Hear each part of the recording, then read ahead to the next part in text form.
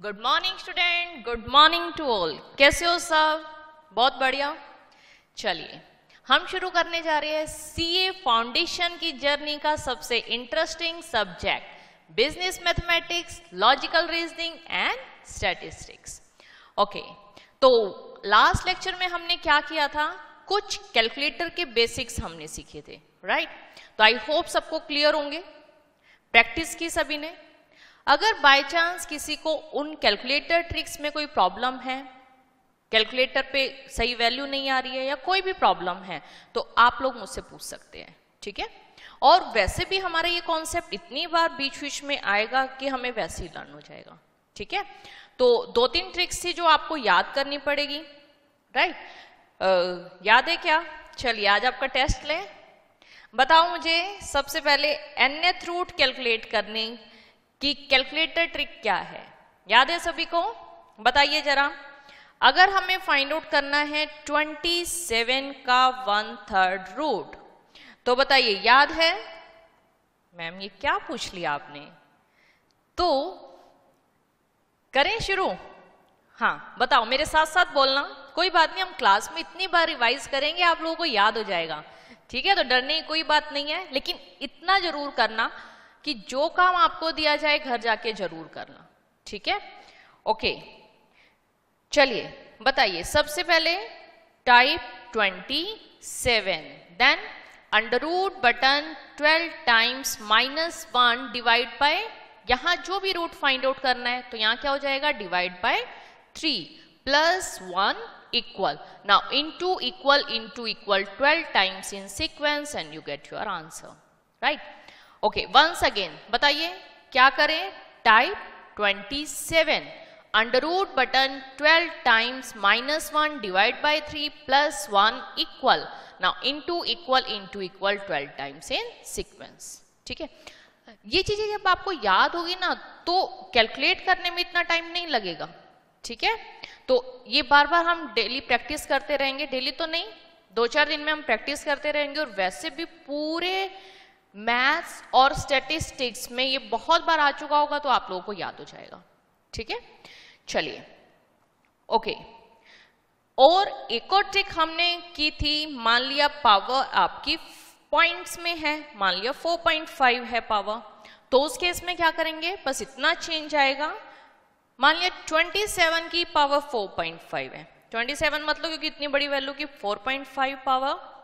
चलो करो। हाँ, तो सबसे पहले type 27 under root button 12 times -1। अब यहां क्या करना है? Multiply by 4.5 plus 1 equal, now into equal 12 times in sequence, ठीक है? तो मेन हमने 2 ही ट्रिक की थी, बाकी जो सिंपल ट्रिक्स है जैसे 2 की पावर 4 है, ये सबको क्लियर हो गया। 2 इंटू इक्वल, नाउ इक्वल जितनी बार हमें चाहिए वैल्यू, राइट? अगर नेगेटिव पावर है तो क्या करेंगे? 2 डिवाइड इक्वल, ठीक है? यहां तक हमारा 1 स्टेप हुआ। नाउ इक्वल जितनी भी टाइम हमें वैल्यू चाहिए। तो ये बिल्कुल छोटी छोटी ट्रिक्स हमने की थी। बाकी जैसे जैसे आती जाएगी आप अपने कॉन्सेप्ट वाली नोटबुक में लिखते जाइए। अच्छा, कॉन्सेप्ट वाली नोटबुक बताइए सबके पास है क्या? कॉन्सेप्ट नोटबुक है सभी के पास, ठीक है? शुरू के 3 पेज क्लियर है, उन पे क्या लिखना है? उसके बाद some basics and calculator tricks. और अब हम शुरू करने जा रहे हैं मैथमेटिक्स का, बिजनेस मैथमेटिक्स का first chapter, ratio, proportion, indices and logarithm, ठीक है? रेडी? ओके, हाँ जी। तो सबसे पहले हम शुरुआत करते हैं फर्स्ट चैप्टर रेशो। देखो ये 4 टॉपिक है इसमें, ratio, proportion, indices and logarithm. तो जो रेशो प्रोपोर्शन टॉपिक है ये इंटर रिलेटेड है, इंडिसेस एंड लॉगरिथम ये इंटर रिलेटेड है। अच्छा, शुरुआत में किसी और चैप्टर से भी कर सकती थी, लेकिन आपको फर्स्ट चैप्टर बहुत अच्छे से करना है, ठीक है? क्योंकि ये जो चैप्टर है ना आपका, ratio, proportion, indices and logarithm, ये आपका बेसिक चैप्टर है। मतलब इस चैप्टर में आपको कैलकुलेशन सिखाई जाएंगी, ठीक है? जो आपकी आगे पूरे मैथ्स, स्टैट में काम आएगी और आगे भी काम आएंगी, ठीक है? तो इस चैप्टर को ऐसा नहीं कि एग्जाम पॉइंट ऑफ व्यू से आपको पढ़ना है, नॉलेज के तरीके से पढ़ना है, ठीक है? अच्छा, ये आपका जो बिजनेस मैथमेटिक्स है ना, इसमें सारे टॉपिक आपके वही है जो आपके आगे काम आने वाले हैं, ठीक है। लेकिन जो आपकी लॉजिकल रीजनिंग है ना, ये आपकी कहीं डायरेक्ट वे में काम नहीं आएगी, पर रीजनिंग से क्या होता है, हमारे माइंड की कंडीशनिंग होती है, हमारा माइंड स्ट्रांग बनता है, ठीक है। और स्टैटिस्टिक्स की भी सारी चीजें आपकी काम आने वाली है। तो अब आप कहोगे कि रेशो हमारा क्या काम आएगा। ये जो आपका चैप्टर है रेशो एंड प्रोपोर्शन, ये आपका फाउंडेशन में भी है, प्लस इंटर में आपका एक पेपर है फाइनेंशियल मैनेजमेंट, उसमें एक पूरा बड़ा चैप्टर है रेशो एनालिसिस। तो उस पूरे के पूरे चैप्टर में आपको रेशो एनालाइज करना है, तो उसकी जो बेसिक नॉलेज है वो आपको यहां से ही मिलेगी, ठीक है। और रियल लाइफ में भी ये जो रेशो एनालिसिस है वो आपका काम आएगा। तो मीन्स ये चैप्टर आपका बहुत लंबे टाइम तक साथ देगा। तो इसको नॉलेज के पॉइंट ऑफ व्यू से करते हैं। एग्जाम पॉइंट ऑफ व्यू की अगर आप बात करते हो तो ये जो कंप्लीट चैप्टर है ratio, proportion, indices and logarithm, ICI ने इसकी इंडिविजुअल वेटेज नहीं दी है, पर पास्ट जो पेपर हुए हैं उनके अकॉर्डिंग 4 to 6 मार्क्स का इसमें से आ जाता है। और एक बार 7 क्वेश्चन भी आगे थे, तो आप 4 to 7 मार्क्स इसकी वेटेज मान के चलिए। क्लियर? ओके। इसमें जो फर्स्ट और सेकेंड टॉपिक है रेशो एंड प्रोपोर्शन, ये दोनों topic inter related, indices and logarithm inter related. तो ध्यान से समझिए, कोई भी लेक्चर स्किप मत कीजिए, क्योंकि जब चीजें इंटर रिलेटेड होती है ना, तो फिर अगर हम लेक्चर मिस करते हैं तो फिर वो आगे प्रॉब्लम करती है। तो इन सब चीजों का ध्यान रखिए, अदरवाइज कोई प्रॉब्लम नहीं आएगी। चलिए स्टार्ट करते हैं। First topic ratio. तो कुछ आप लोग बताएंगे मुझे, what do you mean by ratio? Ratio से क्या मतलब? What do you mean by ratio? Ratio क्या है, क्या आता है माइंड में रेशो को? देखो अकाउंट में हमने बहुत सारे क्वेश्चंस किए हैं, है ना। देखो जैसे फॉर एग्जांपल मैंने आपको दिया कि 2 पार्टनर है ए एंड बी, ये 2 पार्टनर है, ए एंड बी 2 पार्टनर है। अब उनका जो शेयर है, ए एंड बी 2 पार्टनर है, इनका शेयर का रेशो है 4:5। इनको ईयर के एंड में टोटल प्रॉफिट होता है 9,000 रुपीज का, राइट। तो बताओ ए और बी को कितना शेयर मिलेगा? तो बताइए, इस टाइप के क्वेश्चन आप लोगों ने पढ़े हैं, तो करोगे कैलकुलेट कि अगर 2 पार्टनर हैं, उनका शेयर 4:5 में है, टोटल उनको प्रॉफिट हुआ 9,000 रुपीज का, तो ए का कितना शेयर होगा और बी का कितना शेयर होगा? कीजिए सॉल्व।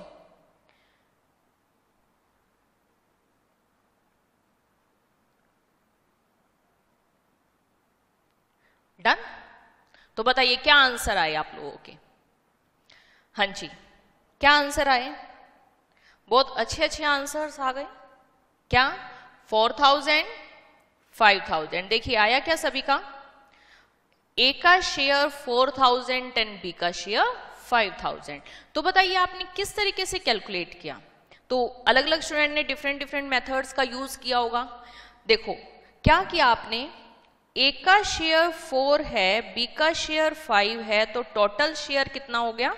9, राइट। ओके, तो बताओ ए का शेयर क्या होगा? ए शेयर, ए का शेयर आपने लिखा 4, फोर्थ पार्टी है ना उसका शेयर 4/9, और टोटल कितना है? 9,000, राइट। देखो ए को तो फोर्थ पार्टी मिलेगा ना टोटल का, राइट। तो आपने इसको इवेल्युएट किया, तो ये वैल्यू आ गई हमारे पास 1,000 और सॉल्व करके आ गया 4,000। सिमिलरली आपने फाइंड आउट किया बी शेयर, तो बी का शेयर कैसे कैलकुलेट किया? 5/9 इंटू 9,000। तो ये वैल्यू कैलकुलेट की हमने 1,000 और सॉल्व करके आ गया हमारा 5,000। तो ये हो गया हमारा आंसर ए एंड बी का शेयर। बताइए किसी को प्रॉब्लम? डन? तो बस इतना सा ही कॉन्सेप्ट है हमारा रेशो का, कि रेशो को कैसे कैलकुलेट करना है, राइट। इसमें किसी को दिक्कत नहीं। अब इसी चीज को करने के हमारे पास डिफरेंट मेथड्स है, तो हमें मेथड सारे आने चाहिए, ठीक है, तो और बताओ इस क्वेश्चन को हम किस तरीके से सिंप्लीफाई कर सकते हैं। मुझे एक बात बताओ कि जब आपने कहा कि ए का शेयर 4 है और बी का शेयर 5 है, इस बात का मतलब क्या है? क्या इनका शेयर 4 और 5 रुपीज है?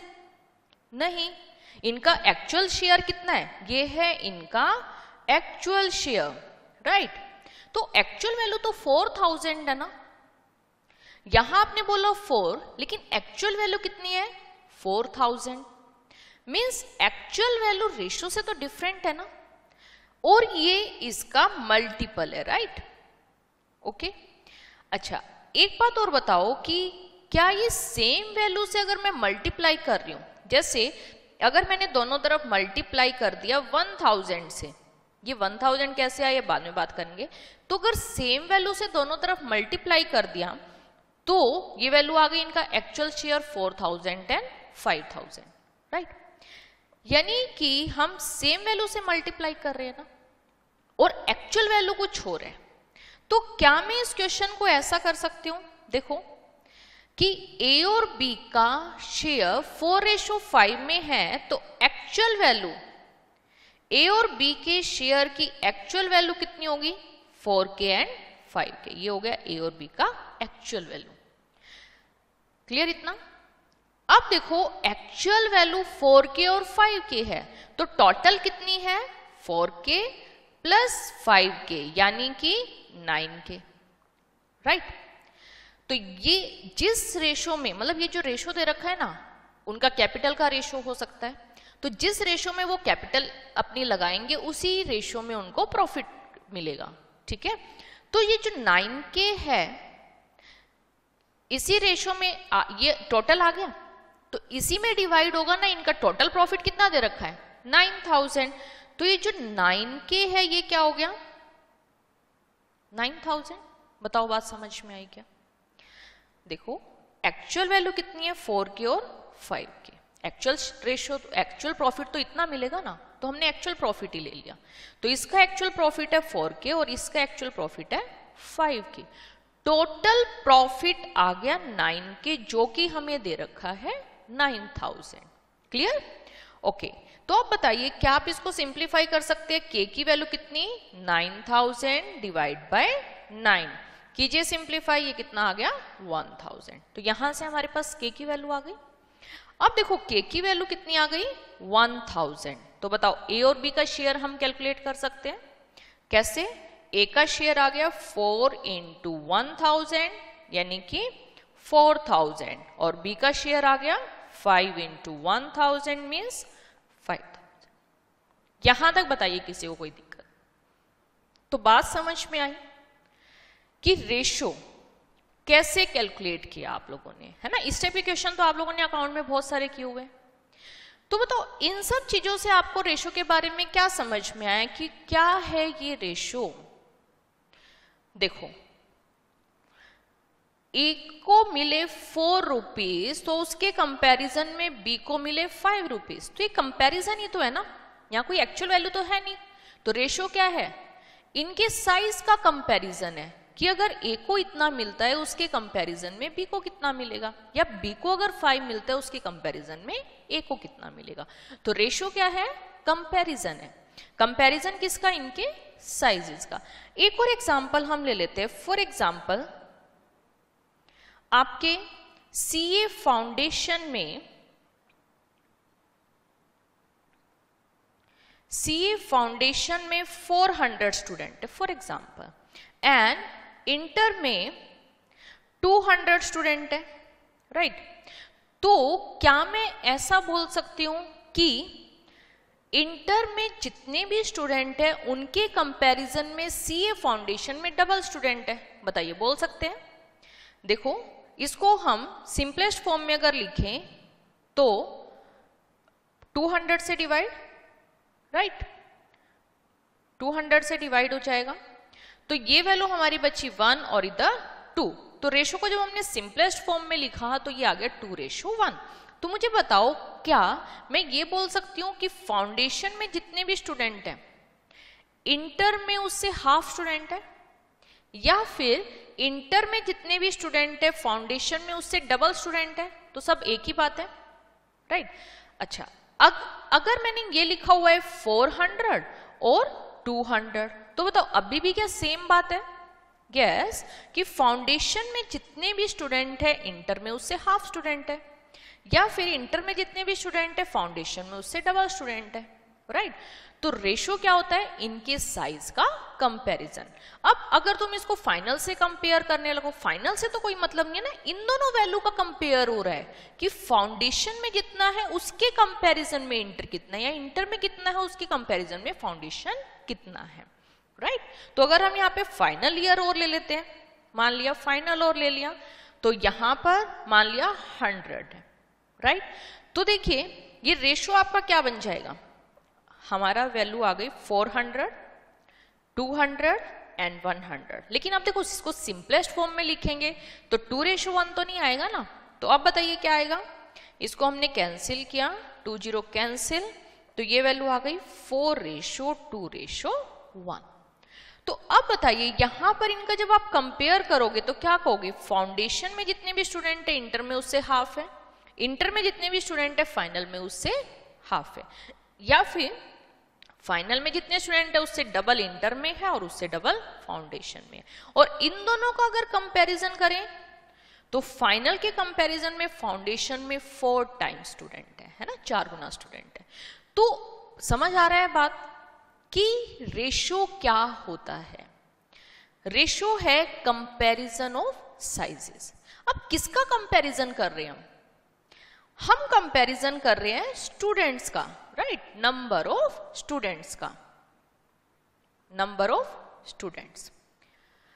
अब क्या ये ऑब्जेक्ट एक ही तरह का है क्या? अगर मैंने फाउंडेशन के स्टूडेंट लिए, नंबर ऑफ स्टूडेंट लिए, तो इंटर के भी मैंने नंबर ऑफ स्टूडेंट लिए, फाइनल के भी नंबर ऑफ स्टूडेंट लिए। ऐसा तो नहीं एक मैंने स्टूडेंट ले लिया या दूसरी चीज उनकी हाइट ले लिया, वेट ले लिया, कुछ और चीज ले ली, राइट। तो कंपैरिजन तो हो रहा है, लेकिन किसका हो रहा है? सेम काइंड के ऑब्जेक्ट का, राइट। ओके, तो बताइए बात समझ में आई कि रेशो क्या है? Comparison of sizes. किसका कंपैरिजन? 2 और मोर क्वांटिटी। ये देखो क्वांटिटी, एटलीस्ट 2 क्वांटिटी तो होनी चाहिए, तभी हम कंपेयर कर पाएंगे। अगर कुछ है ही नहीं कंपेयर करने के लिए, कोई इंडिविजुअल वैल्यू है, फॉर एग्जांपल मैं ले लूं केवल सीए फाउंडेशन के स्टूडेंट, और वो कितने हैं? सीए फाउंडेशन के स्टूडेंट 400। अब किसी से कुछ कंपैरिजन ही नहीं है, तो इसको हम रेशो थोड़ा ना कहेंगे। तो रेशो में एटलीस्ट 2 वैल्यूज होनी चाहिए, राइट। 2 से ज्यादा भी हो सकती है, 3 4 5 आगे कितनी वैल्यूज हो सकती है, बट एटलीस्ट 2 वैल्यूज होनी चाहिए, राइट। और सेम काइंड का ऑब्जेक्ट होना चाहिए। तो बताइए ये सारी बातें समझ में आई? सॉल्व कैसे करने हैं सब बाद की बातें है। ये बताओ रेशो समझ आया कि रेशो क्या होता है? साइज का कंपैरिजन करना, कि एक के कंपैरिजन में दूसरा कितना है। Simple, okay. अभी ये सब आपको लिखना है रफ नोटबुक पे, फेयर में अभी कुछ नहीं लिखना, जो कॉन्सेप्ट वाली नोटबुक है। कॉन्सेप्ट वाली नोटबुक में आप केवल लिखोगे रेशो, ठीक है, और 4 to 7 मार्क्स, बस इतनी चीजें लिखोगे कि रेशो, बल्कि रेशो से भी ऊपर लिखो ratio, proportion, indices and logarithm. Ratio, proportion, indices and logarithm. ये जो चैप्टर है ratio, proportion, indices and logarithm, combine 4 to 7 marks का है, ठीक है। अभी केवल इतना ही लिखना है कॉन्सेप्ट नोटबुक में। आगे देखिए ये सब क्लियर हो गया, ये केवल आपको समझाने के लिए है, रफ नोटबुक में करना है। हाँ जी, नोट कर लीजिए।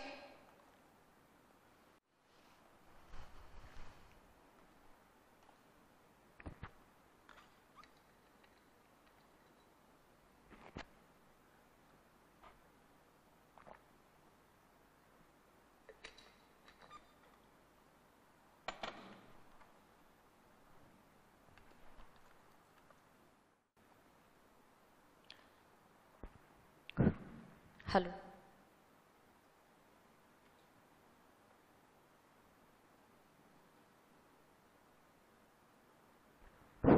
डन।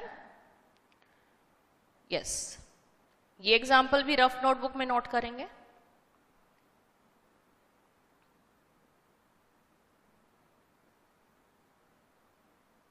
हो गया? चलिए, अब आपको लिखना है कॉन्सेप्ट वाली नोटबुक में। कॉन्सेप्ट वाली नोटबुक निकाल लीजिए फटाफट। हमें समझ में आ गया कि रेशो क्या होता है, तो नोट कीजिए कॉन्सेप्ट नोटबुक में, हेडिंग डाल दीजिए ratio. What is ratio? Ratio is comparison of sizes of two or more quantities, तो two quantities भी हो सकती है, two से ज्यादा quantities भी हो सकती है, two or more quantities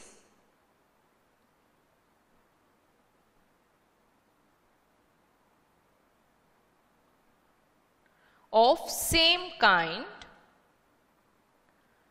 and same unit.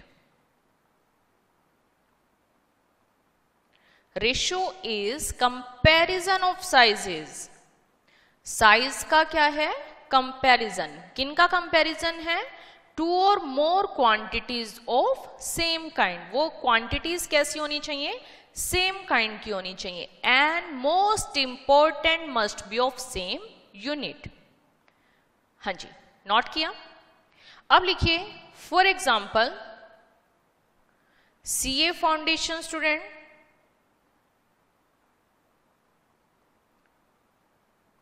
Inter and final student. इधर 400 स्टूडेंट, 200 एंड 100। आप रेशो को ऐसा भी लिख सकते हो सिंपलेस्ट फॉर्म में, कैंसिल करके हमने लिखा 4:2:1, या हम केवल दो वैल्यूज भी ले सकते हैं, सीए फाउंडेशन एंड इंटर, तो 2:1। तो रेशो क्या है? Comparison of sizes of two और more quantities of same kind. देखो सेम काइंड कैसे? यहां सेम काइंड, ये नंबर ऑफ स्टूडेंट है, नंबर ऑफ स्टूडेंट्स है ये सारे, यानी कि सेम काइंड का ऑब्जेक्ट है, राइट? ओके, और यूनिट भी सेम होनी चाहिए। अब इधर तो यूनिट का कोई चक्कर ही नहीं है, नंबर ऑफ स्टूडेंट है तो नंबर ऑफ स्टूडेंट ही होंगे। सेम यूनिट से मतलब, फॉर एग्जाम्पल देखो, सेम यूनिट से मतलब क्या है? Same unit. सेम यूनिट से मतलब मैंने आपको दिया for example 200 gram and 2 kg, ratio of 200 gram and 2 kg, इसका रेशो कैलकुलेट कीजिए।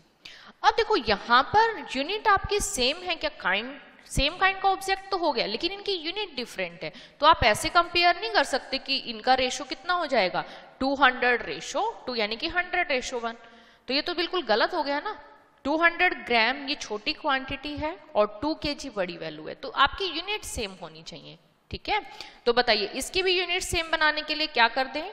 ये 200 ग्राम एंड ये 2000 ग्राम। अब आप कंपेयर कर सकते हो, राइट? तो इसको क्या लिखेंगे? 200:2000। सिंप्लीफाई किया, ये वैल्यू हमारे पास आ गई 10, तो इनका रेशो आया 1:10। तो बताइए बात समझ में आ गई कि रेशो क्या है? Comparison of sizes of two और more quantities of same kind and same unit. Unit भी आपकी सेम होनी चाहिए। यहां तक बताइए बात समझ में आई? ओके, अब ये जो आपने लिखा है रेशो 1:10 या कुछ भी आपने लिखा है, इनको क्या बोलते हैं? These are terms of ratio. देखो कोई भी स्टैंडर्ड रेशो आपका कैसा होगा? A:B। A:B, इनको क्या बोलते हैं? Terms of ratio. Terms of ratio. तो ये जो A है ये क्या है? First term, first term, and B is second term. तो these are terms of ratio, second term and first term. इनकी कुछ नाम भी है, ठीक है? जो हमारी फर्स्ट टर्म है इसका नाम है antecedent. Antecedent and second term is known as consequent. तो रेशो में अगर केवल दो ही टर्म है तो उनके नाम है एंटीसीडेंट एंड कॉन्सिक्वेंट. अब जैसे इस एग्जांपल में यहां CA foundation, inter and final, यहां 3 टर्म्स हो गई, तो ये इनको क्या बोलेंगे, सिंपली टर्म्स ऑफ रेशो. तो first term, second term, third term and so on. Clear? Okay.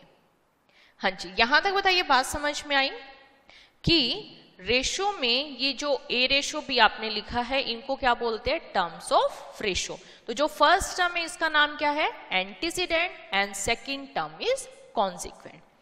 आगे देखिए, ये जो रेशो है, फॉर एग्जाम्पल मैंने कोई भी रेशो लिया, एनी रेशो 2:3, ये मैंने कोई एग्जाम्पल ले लिया.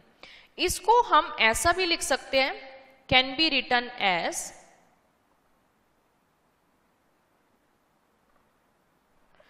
2:3. इसको 2/3 भी लिख सकते हैं.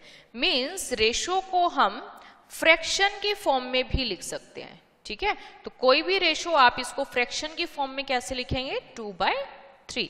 तो ये जो 2 है इसको बोलते हैं numerator and 3 is denominator. Hindi medium student अगर है, अंश और हर, राइट? ओके. हाँ जी, यहां तक बात समझ में आए कि कोई भी रेशो इसको आप फ्रैक्शन के फॉर्म में भी लिख सकते हैं. तो अगर आपने 2/3 लिखा तो इसका मतलब क्या है, ये 2:3 है, राइट? ओके. हाँ जी, क्लियर है? यहां तक नोट कर लिया? तो ये सब कॉन्सेप्ट वाली नोटबुक में लिखना है आपको कि रेशो में ए रेशो बी को बोलते terms of ratio. This is first term and is known as antecedent and second term is consequent. कोई भी रेशो आप फ्रैक्शन की फॉर्म में भी लिख सकते हो. फ्रैक्शन की फॉर्म में अगर आप लिखते हो तो इसको ऐसा लिखा जा सकता है. तो ऊपर वाली value numerator and this one is denominator. Next लिखिए कि रेशो की कोई भी यूनिट नहीं होती. Ratio has no unit. इसकी कोई भी यूनिट नहीं है. जैसे 2/3 है, इसकी कोई यूनिट नहीं है कि केजी है, लीटर है, कुछ भी नहीं है. तो ratio is simply ratio having no unit. Clear? Clear ये सारे पॉइंट? ओके. हाँ जी, अब बताइए यहां तक किसी को कोई प्रॉब्लम? क्लियर हुआ कि रेशो क्या होता है? Ratio is comparison of sizes of 2 और more quantities of same kind and same unit. तो अब मुझे एक बात बताइए कि अगर मैंने आपको दिया कि हमें लिखना है 3 kg एंड 600 ग्राम, इन दोनों का रेशो कैलकुलेट करना है. तो बताइए, कर सकते हैं कैलकुलेट? रेशो के लिए वैल्यू कैसी होनी चाहिए, सेम यूनिट. तो बताइए, सेम यूनिट बनाते हैं. ये हो गया 3000 एंड दिस वन इज 600. तो सेम यूनिट हो गया ग्राम में. अब आप इनका रेशो कैलकुलेट कर सकते हैं. तो कीजिए कैलकुलेट. ये वैल्यू कैंसिल, 2 जीरोस कैंसिल होंगी. 3 पे जा रहा है 10, अगेन 2 पे जा रहा है 5. तो हमारे पास क्या आ गया, 5:1. ये बात क्लियर है? ओके. हाँ जी, अब एक क्वेश्चन नोट कीजिए. फॉर एग्जाम्पल, ये सब रफ नोटबुक में करना है, ये वाला एग्जाम्पल भी और ये जो भी लिखने जा रही हूं. मैंने दिया for example there are 80 person. ठीक है, कोई कंपनी है जिसमें टोटल 80 पर्सन है and in which 20 are men and remaining women.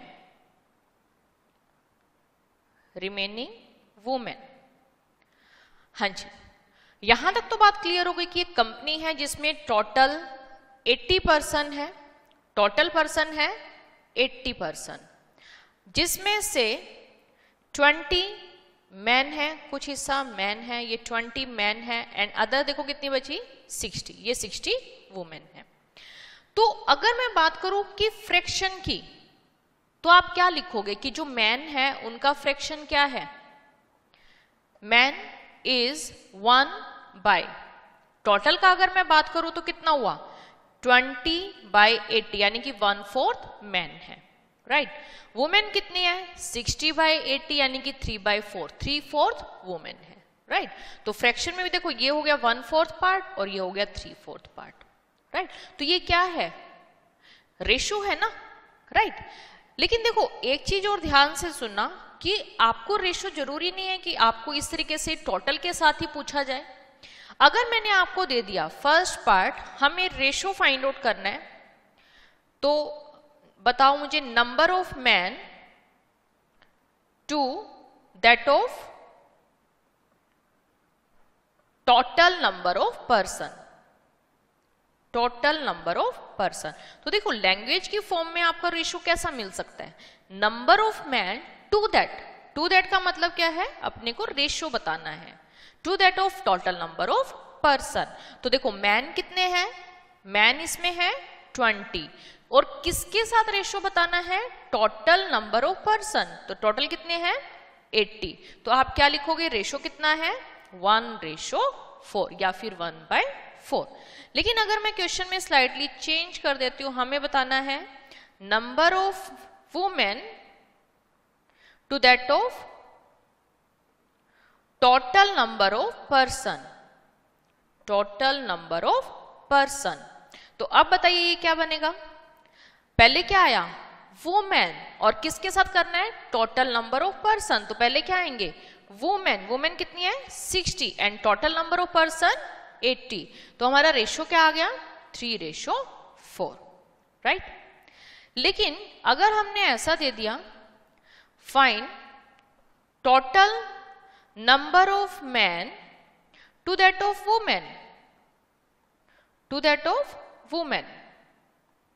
अब बताइए number of man, number of man कितने हैं 20, टोटल वुमेन कितनी है 60, तो रेशो कितना हो गया 1/3 यानी कि 1/3 वुमेन, 1/3 मैन है एज कंपेयर टू वुमेन।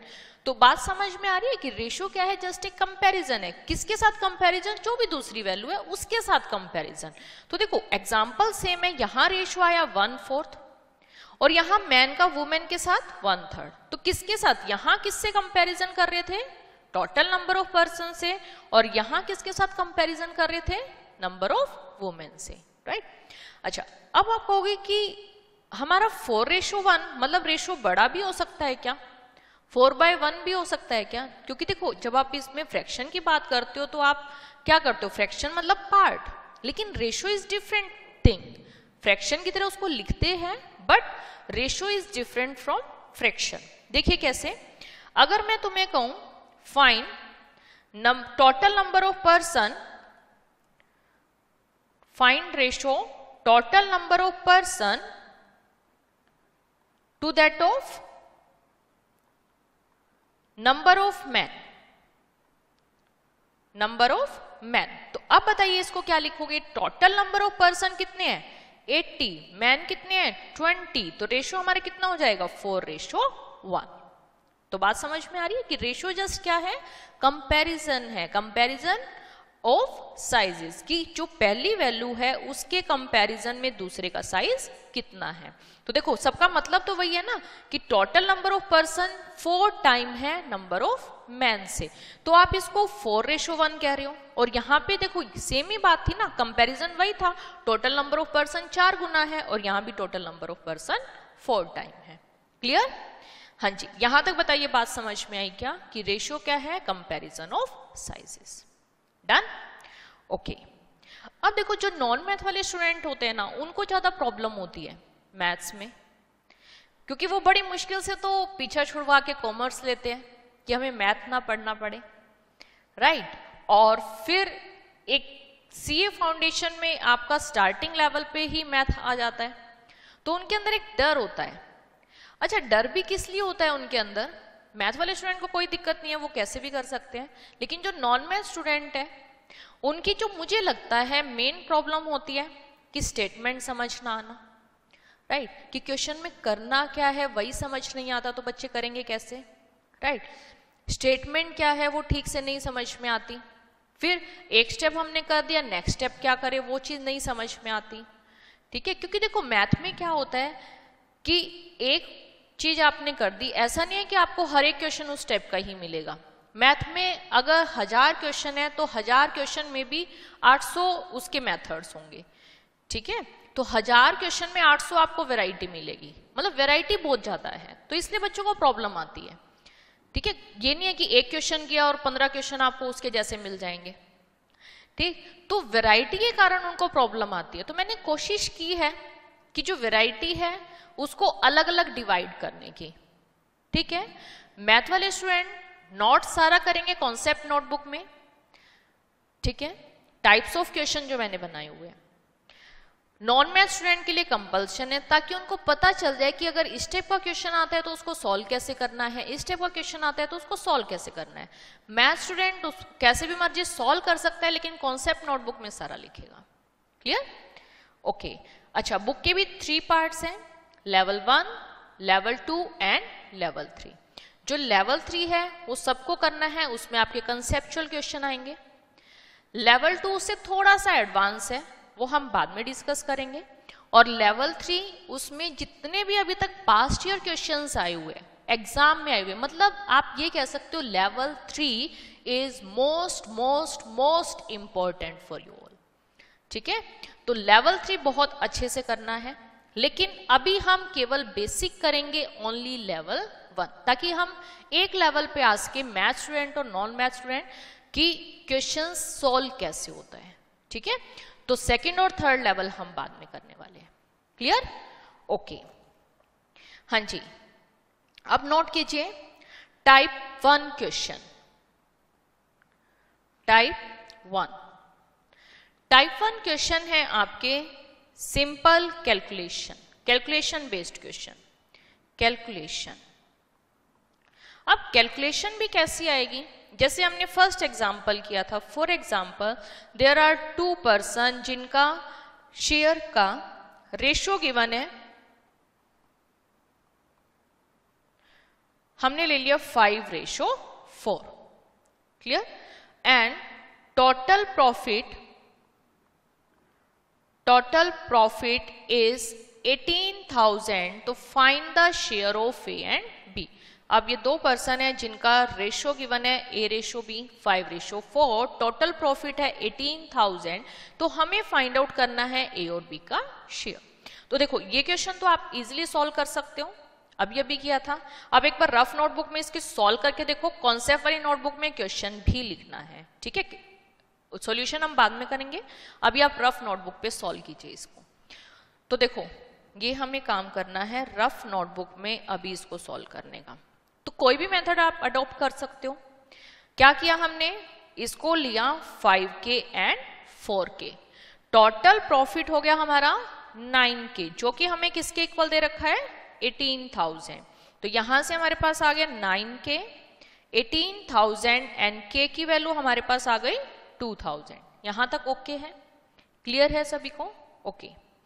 अब देखो, K की वैल्यू आ गई 2,000, तो बताइए A का शेयर कितना है, 5K, यानी कि 5 into 2,000 means 10,000 and B share is 4K, यानी कि 4 into 2,000, तो ये आ गया 8,000। बताइए, यहां तक किसी को भी कोई दिक्कत? ये तो था हमारा मेथड 1, राइट। अब हम करने जा रहे हैं मेथड 2।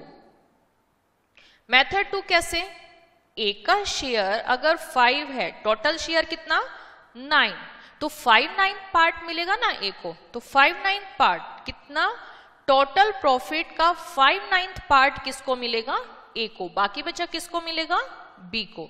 तो आपने कैसे सॉल्व किया, ये वैल्यू आ गई 2,000 मीन्स 10,000, राइट। ऐसे ही सॉल्व किया। और B का पार्ट 4/9 इंटू 18,000, सिंप्लीफाई किया, ये आ गया हमारे पास 8,000। बताइए, तो इन दोनों में से कोई भी मेथड आप करो, ये है हमारा प्रॉपर मेथड, ठीक है। वैसे हमारे सारे क्वेश्चन होने चाहिए इस तरीके से, इसको बोलेंगे हम प्रॉपर मेथड। तो प्रॉपर मेथड से तो आपके सारे ही क्वेश्चन हो जाएंगे, ठीक है। लेकिन इस टाइप के क्वेश्चन हम करने जा रहे हैं अब एक नई मेथड से। नोट कीजिए, थर्ड मेथड। हाँ जी, नेक्स्ट लिखिए थर्ड मेथड। कैसे करने हैं क्वेश्चन जब भी रेशो के क्वेश्चन आते हैं। जब भी आपका सिंपल क्वेश्चन हो, सिंपल क्वेश्चन से मतलब क्या, सिंपल क्वेश्चन से मतलब एडिशन सब्ट्रैक्शन, कुछ इस टाइप की वैल्यू दे रखी है। अच्छा, हमें थर्ड मेथड क्यों चाहिए? देखो मेथड 2 हमें बेस्ट लगता है क्योंकि इसमें बहुत इजीली आंसर आ जाता है, लेकिन प्रॉब्लम यहाँ नहीं है कि जब हमें सीधा सीधा टोटल प्रॉफिट निकालना हो। अब मान लिया हमें टोटल प्रॉफिट दे रखा है और ए का शेयर निकालना है, या इनके प्रॉफिट का डिफरेंस दे रखा है और फिर हमें ए और बी का शेयर निकालना है, तो उस केस में हमारे जो मेथड है ना, इसमें हमें कंफ्यूजन हो जाती है कि किसको क्या लें। क्लियर? तो इसलिए हम इस मेथड से नहीं कर सकते, राइट? देखो अगर मैंने इनका ये दे दिया कि शेयर का डिफरेंस है 2000, अब बताओ आप क्या लोगे? 2000 को किसके कोरस्पॉन्डिंग रखोगे? 5/9 है आपको, आपके पास, क्या करोगे? तो यहां प्रॉब्लम हो जाएगी। तो मीन्स ये वाला मेथड हमारा सीए फाउंडेशन में तो काम नहीं देगा, क्योंकि अगर सीधे सीधे क्वेश्चन है तो कोई दिक्कत नहीं है। या फिर आपको ऐसा दे दिया जाए सम ऑफ देयर स्क्वायर्स या sum of their difference of their squares, difference of their cube, तो उस केस में आपको प्रॉब्लम हो जाएगी, राइट? तो इसलिए प्रॉपर मेथड बेस्ट है। अब लेकिन प्रॉपर मेथड से हम करने लगे तो कैलकुलेशन बहुत लेंथी हो जाएगी, राइट? क्योंकि हमें टाइम से भी करना है। देखो प्रॉब्लम इसमें भी नहीं है, हम एग्जाम में बैठ के ही कर सकते हैं, लेकिन प्रॉब्लम बस 2 ही है। फर्स्ट प्रॉब्लम, टाइम कम होता है, केवल हमें मिलेंगे 2 आवर्स, राइट? अगर हमें इसी के लिए 3 आवर्स दे दिए जाए कोई दिक्कत नहीं है। दूसरी प्रॉब्लम, स्पेस। हमें जो पूरा 100 मार्क्स का पेपर है उसके लिए केवल एक सिंगल शीट ही मिलती है, उस सिंगल शीट पे ही हमें सारे क्वेश्चन सॉल्व करने होते हैं। अब स्पेस कम है, पेंसिल से आप कर सकते हो, फिर उसको बार बार इरेज करते रहो, है ना, लेकिन वो टाइम टेकिंग हो जाएगा, बार बार आप इरेज करने में ही रह जाओगे।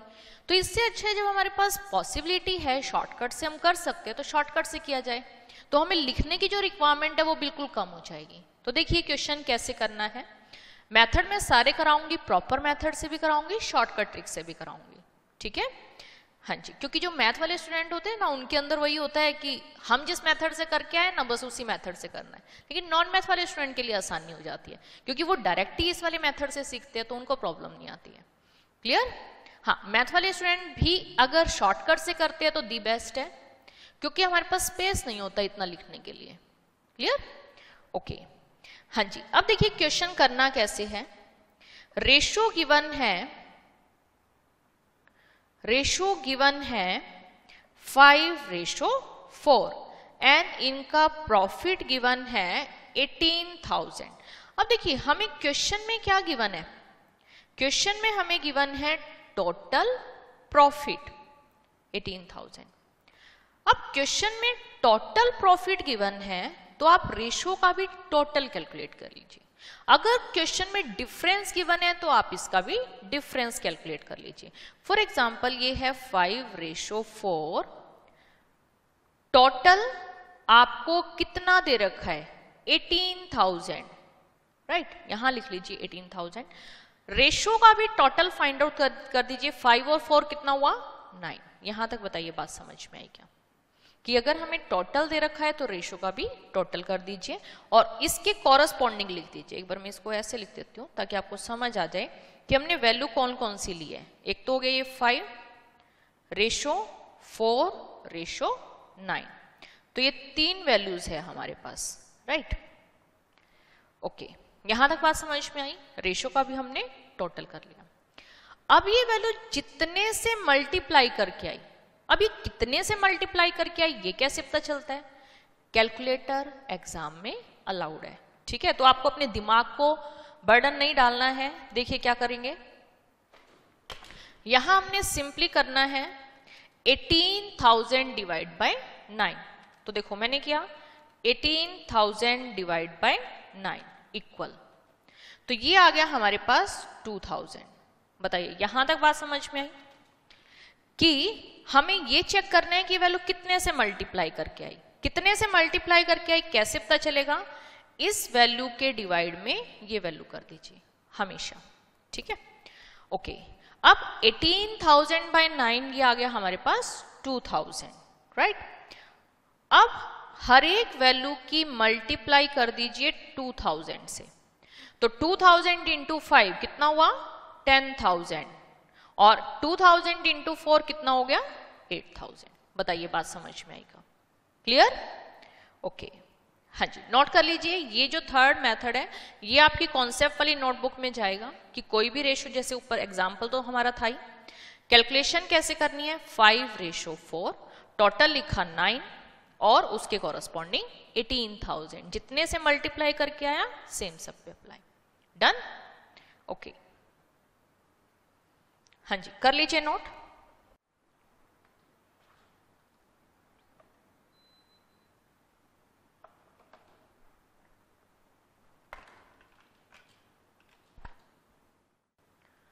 डन? ओके, अब देखो, अगर मैं क्वेश्चन में स्लाइटली चेंज कर देती हूं, क्या कि रेशो गिवन है 5:4, ठीक है, इनके प्रॉफिट का डिफरेंस गिवन है, difference of their profit is 2000, तो हमें फाइंड आउट करना है ए और बी का शेयर। हाँ जी, अब बताइए बात समझ में आई? हमें क्या दे रखा है 5:4, ए और बी का शेयर, इनके प्रॉफिट का डिफरेंस गिवन है, तो हम क्या करेंगे रेशो का भी डिफरेंस ले लेंगे। 5 और 4 कितना डिफरेंस 1 की कॉरस्पॉन्डिंग वैल्यू गिवन है 2000, जितने से मल्टीप्लाई करके आए सेम सब पे अप्लाई, तो 2000 से मल्टीप्लाई करके आया और 2000 की हर एक वैल्यू से मल्टीप्लाई, तो ये कितना हो गया 10,000 और ये वैल्यू कितनी हो गई 8,000। बताइए बात समझ में आई? तो ये देखो स्पेस सेविंग हो गया, टाइम सेविंग हो गया, राइट। ओके, और प्रॉपर मेथड भी हमें आ गया। तो इस तरीके से हमारी पूरी क्लास चलेगी। प्रॉपर मेथड से भी बताऊंगी, अलग अलग मेथड अगर पॉसिबल है उससे भी बताऊंगी, गो बाय चॉइस से भी पॉसिबल है। देखिए ऑप्शन में आपको दे रखा होगा, लेकिन उसके बारे में हम एक बार बाद में बात करेंगे कि ऑप्शन से हम कैसे करेंगे, ठीक है। हाँ जी, और शॉर्टकट टेक्निक से भी बताऊंगी। क्लियर है? तो सारे मेथड हम क्लास में करेंगे और सारे मेथड एक एक बार कॉन्सेप्ट वाली नोटबुक में नोट कर लेना। अब इसका बेनिफिट क्या है? अब आपसे जो भी पूछा हो इनका टोटल पूछ लिया जाए तो आप क्या करो, रेशो का भी टोटल कर दो। रेशो का टोटल कितना हो जाएगा 9, तो 2000 से मल्टीप्लाई 18,000 इनका टोटल आ जाएगा। क्लियर सभी को? ओके, तो कीजिए एक क्वेश्चन, बात समझ आई तो ये रफ नोटबुक में ट्राई कीजिए। For example A and B 2 person, उनका शेयर है 5:2, टोटल उनको प्रॉफिट हुआ 4900, then share of A and B. तो कीजिए कैलकुलेट, क्या आंसर आएगा।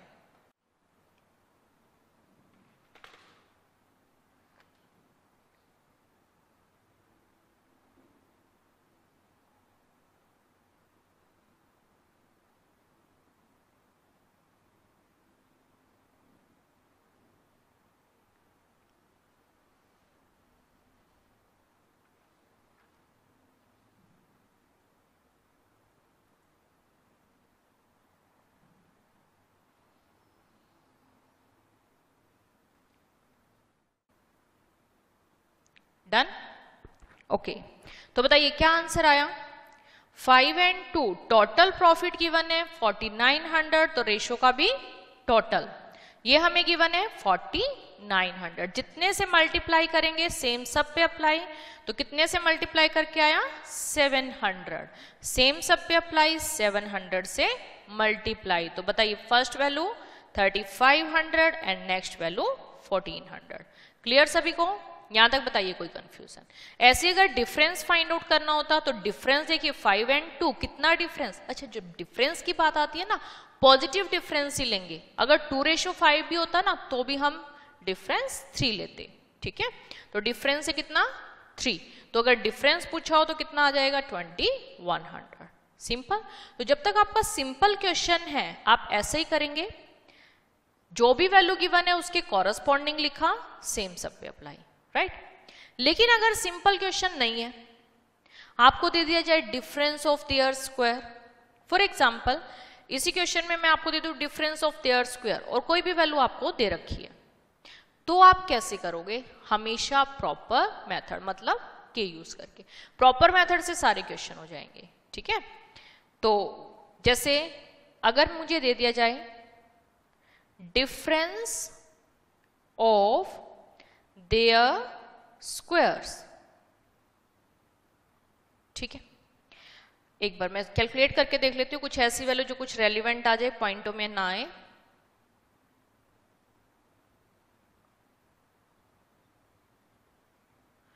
हाँ जी, difference of their square is 2100, ठीक है, या 21,000 अगर हम लेते हैं तो चल 21,000 ले लेते हैं। Difference of their square is 2,10,000, right. अब करो कैलकुलेट। देखो difference of their square simple question तो नहीं है ना, तो हमेशा प्रॉपर मेथड का यूज करना है। प्रॉपर मेथड में आपने एक्चुअल वैल्यू कंसीडर की 5k एंड 2k, राइट। हमने वैल्यू ले ली 5k और 2k। अब क्या कह रहे हैं? डिफरेंस ऑफ देयर स्क्वायर्स, इनके स्क्वायर्स का डिफरेंस। तो बताइए इसका स्क्वायर कितना हो गया? 25k स्क्वायर, इसका स्क्वायर कितना हो गया? 4k square. इन दोनों का डिफरेंस गिवन है 2,10,000, राइट। सिंप्लीफाई किया, 21k स्क्वायर इज दिस। यहां से हमारी k स्क्वायर की वैल्यू आ गई, सिंपल। तो बताइए k की वैल्यू कितनी आई? जब हम स्क्वायर हटाएंगे तो उधर जाके स्क्वायर रूट, और स्क्वायर रूट आपको कैलकुलेट करना आता है। इतनी छोटी वैल्यू का तो हम डायरेक्ट भी कर सकते हैं, पर सारे कहीं आपको इतने सिंपल क्वेश्चन नहीं मिलेंगे ना, तो आना चाहिए सॉल्व करके करना। 10,000 और स्क्वायर रूट, कितनी वैल्यू आई? 100, ठीक है। कैलकुलेटर आपको अलाउड है, इसका भरपूर फायदा उठाइए। हाँ जी, k की वैल्यू कितनी आ गई? 100। अच्छा, अब तुम कहोगे मैम आपने तो बताया था जब हम इवन पावर हटाते हैं प्लस माइनस दोनों साइन आते हैं, राइट। बिल्कुल सही जा रहे हो, प्लस माइनस दोनों साइन आते हैं, लेकिन रेशो में हम पॉजिटिव साइन को ही प्रेफरेंस देंगे, ठीक है। इस बात का ध्यान रखना, या तो अपनी कॉन्सेप्ट वाली नोटबुक में भी लिख लीजिए कि रेशो में हम स्क्वायर हटा के पॉजिटिव साइन ही लेंगे। क्लियर? ओके, तो k की वैल्यू आ गई हमारे पास 100। तो अब बताइए आप एक्चुअल वैल्यू कैलकुलेट कर सकते हैं क्या? एक्चुअल वैल्यू कितनी आ जाएगी? 500 एंड 200। क्लियर सभी को? ओके, हाँ जी, बताइए फर्स्ट टाइप क्वेश्चन क्लियर है?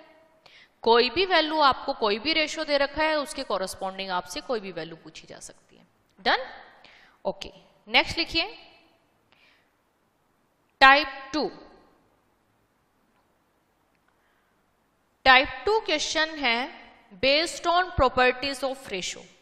रेशोज की कुछ प्रॉपर्टीज है, पहले वो देख लेते हैं। हाँ जी, या types of ratio, types of ratio. तो ये भी कॉन्सेप्ट वाली नोटबुक में ही जाएगा और हमारे टाइप 2 क्वेश्चन बनेंगे। Types of ratio, first one is continued ratio. पहले कंपाउंड रेशो लिखिए, कंपाउंड रेशो, ये फेयर नोटबुक में लिखना है। Types of ratio, first one is compound ratio. Compound ratio क्या होता है? फॉर एग्जांपल आपको गिवन है 2:3 एंड 4:5, ये दो रेशो आपको दे रखे हैं। तो आपको पता है 2 क्या है? एंटीसीडेंट, इसमें 4 क्या है? एंटीसीडेंट, एंड इसमें 3 क्या है? कॉन्सिक्वेंट, एंड ये क्या है? कॉन्सिक्वेंट। अब कंपाउंड रेशो क्या होता है? कंपाउंड रेशो होता है एंटीसीडेंट की मल्टीप्लाई एंटीसीडेंट से, कॉन्सिक्वेंट की मल्टीप्लाई कॉन्सिक्वेंट से, यानी कि फर्स्ट टर्म की मल्टीप्लाई फर्स्ट टर्म से, सेकेंड टर्म की मल्टीप्लाई सेकेंड टर्म से, राइट। तो देखिए क्या करेंगे आप? 2 into 4, फर्स्ट टर्म की मल्टीप्लाई फर्स्ट से, सेकेंड टर्म की मल्टीप्लाई सेकेंड से, तो ये क्या आ गया? Compound ratio. तो क्या लिख सकते हैं? 8:15। ये अपनी कॉन्सेप्ट वाली नोटबुक में लिखिए, 2 बार टाइम वेस्ट करने की जरूरत नहीं है। जो मैं बता रही हूँ कॉन्सेप्ट वाली नोटबुक में साथ के साथ लिखते जाइए। तो दोनों नोटबुक खोल के बैठेंगे, कॉन्सेप्ट वाली भी और रफ नोटबुक भी। ओके, हाँ जी, यहां तक बात समझ में आई? ओके, ये तो हो गया हमारा मेथड 1, मेथड 1। नेक्स्ट देखिए मेथड 2। आपको पता है रेशो को फ्रैक्शन की फॉर्म में लिखा जा सकता है, राइट? तो ये क्या हो गया 2/3। इधर देखो क्या हो गया 4/5, राइट? तो कंपाउंड का मतलब होता है मल्टीप्लाई। डन। तो देखिए ऊपर वाली वैल्यू 8 और ये वैल्यू 15, तो ये क्या आ गया 8:15। तो हमारा सेम आंसर। बताइए बात समझ में आई क्या? क्लियर? तो कंपाउंड का मतलब क्या होता है, अगर फ्रैक्शन की फॉर्म में है तो मल्टीप्लाई कर दो, और अगर सिंपल है तो एंटीसीडेंट की मल्टीप्लाई एंटीसीडेंट से, कॉन्सिक्वेंट की मल्टीप्लाई कॉन्सिक्वेंट से। क्लियर? तो first part I think clear है, compound ratio. Done. Okay, next note कीजिए inverse ratio. Inverse ratio, inverse ratio क्या होता है?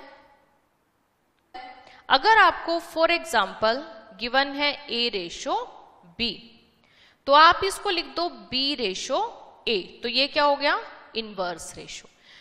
जैसे फॉर एग्जाम्पल 2/3, इसका इनवर्स रेशो क्या बन जाएगा? इसका इनवर्स रेशो हो जाएगा 3/2। सिंपल, इसमें तो कोई प्रॉब्लम नहीं। तो इनवर्स रेशो क्या होता है, A/B है तो उसको क्या लिख दें B/A। थर्ड नोट कीजिए duplicate ratio. Next one is duplicate ratio. Duplicate ratio क्या होता है? अगर कोई भी रेशो आपको दे रखा है, फॉर एग्जाम्पल 2/3, अगर आप इस 2/3 को 2/3 से ही कंपाउंड कर दो, यानी कि सेम वैल्यू से कंपाउंड, तो देखिए क्या किया आपने, एंटीसीडेंट की मल्टीप्लाई एंटीसीडेंट से, कॉन्सिक्वेंट की मल्टीप्लाई कॉन्सिक्वेंट से, यानी कि 2 × 2 एंड 3 × 3। तो स्क्वायर भी लिख सकती हूँ ना मैं, तो ये क्या हो गया 4/9। तो डुप्लीकेट का मतलब क्या होता है? नोट कीजिए, डुप्लीकेट का मतलब होता है स्क्वायर। ठीक है, तो ऐसे बार बार कंपाउंड करने की जरूरत नहीं है। Duplicate means square. तो 2/3 दे रखा है तो इसका स्क्वायर क्या हो जाएगा 4/9। तो ये क्या हो गया डुप्लीकेट रेशो। नेक्स्ट लिखिए sub duplicate ratio. Sub duplicate ratio,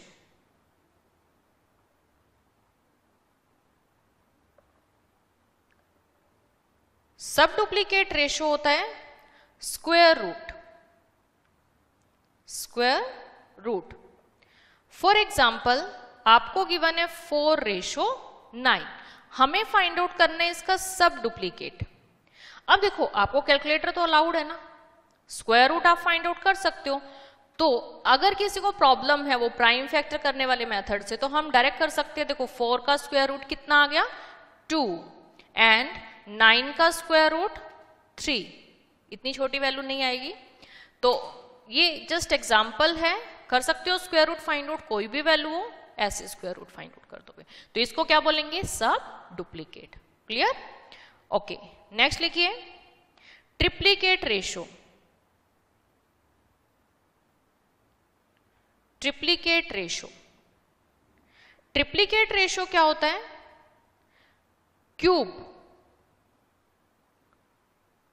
for example आपको गिवन है 2/3, हमें फाइंड आउट करना है इसका ट्रिप्लीकेट रेशो। तो ट्रिप्लीकेट रेशो होता है क्यूब, तो 2 का क्यूब, देखो डायरेक्ट भी कर सकते हो 2 × इक्वल इक्वल, ठीक है।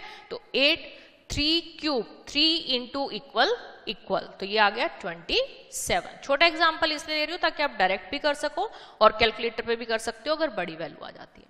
डन? ओके, ट्रिप्लीकेट का मतलब समझ में आया, क्यूब। नेक्स्ट लिखिए sub triplicate. Sub triplicate ratio, sub triplicate ratio होता है क्यूब रूट। सब triplicate means cube root. For example आपको गिवन है 8/27, तो इसकी 1/3 पावर, क्यूब रूट का मतलब समझते हो ना कि जो भी वैल्यू है उसकी 1/3 पावर, यानी कि 3 के कॉम्बिनेशन आपके प्राइम फैक्टर करने के बाद बाहर आएंगे, राइट। तो 8:27, इसका ट्रिप्लीकेट क्या बन जाएगा? 2:3। डन। नेक्स्ट लिखिए कॉन्टिन्यूड रेशो। कॉन्टिन्यूड रेशो ध्यान से समझिएगा। कॉन्टिन्यूड रेशो,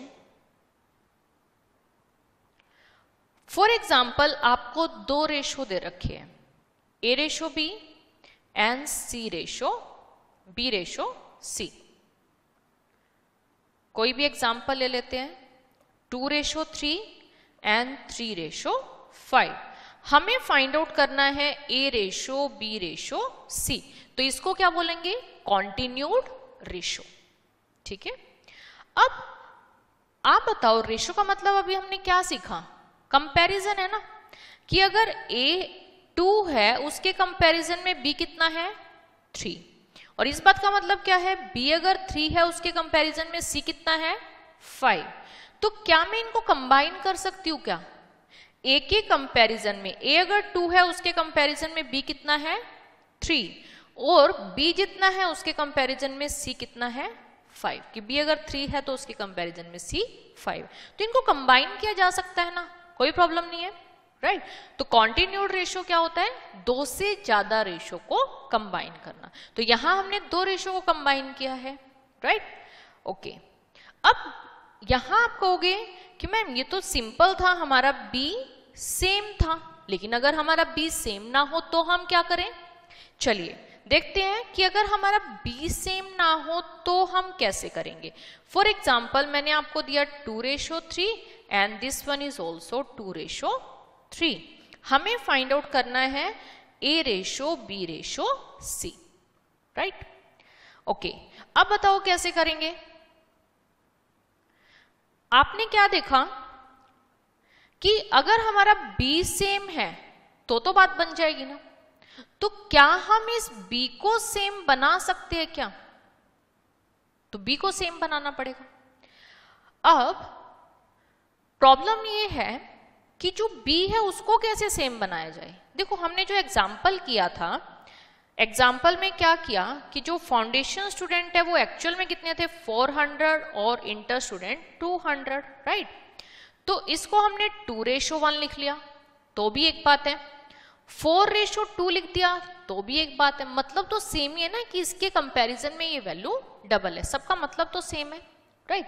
तो क्या मैं ये कह सकती हूँ कि रेशो को सेम वैल्यू से अगर मैं मल्टीप्लाई कर दूं, देखो सेम वैल्यू से अगर मैंने मल्टीप्लाई कर दिया, जैसे इस 2 को 200 से दोनों तरफ मल्टीप्लाई कर दिया, या फिर सेम वैल्यू से डिवाइड कर दूं, देखो डिवाइड भी कर सकते हो, 400 है, सेम वैल्यू 200 से हमने डिवाइड कर दिया, तो सेम वैल्यू से मल्टीप्लाई कर दें या डिवाइड कर दे तो रेशो पे कोई इफेक्ट पड़ेगा? नहीं, तो रेशो विल बी सेम। तो ये कॉन्सेप्ट वाली नोटबुक में पॉइंट लिखिए, इंपॉर्टेंट नोट, इसी के नीचे लिख लीजिए important note, if we multiply or divide the ratio, if we multiply or divide the ratio by same quantity,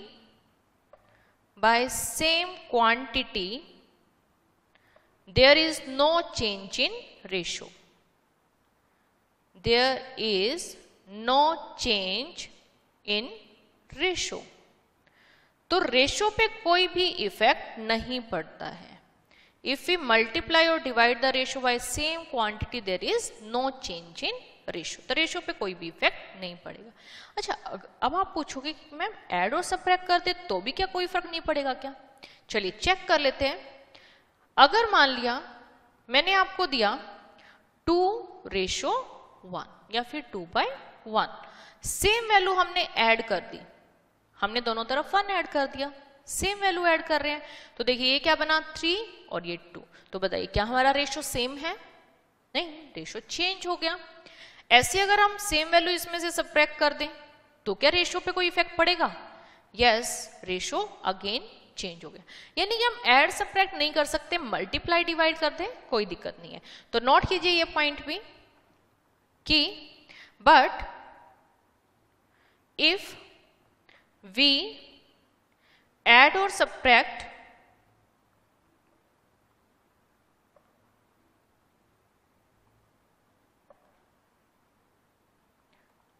the ratio by same quantity,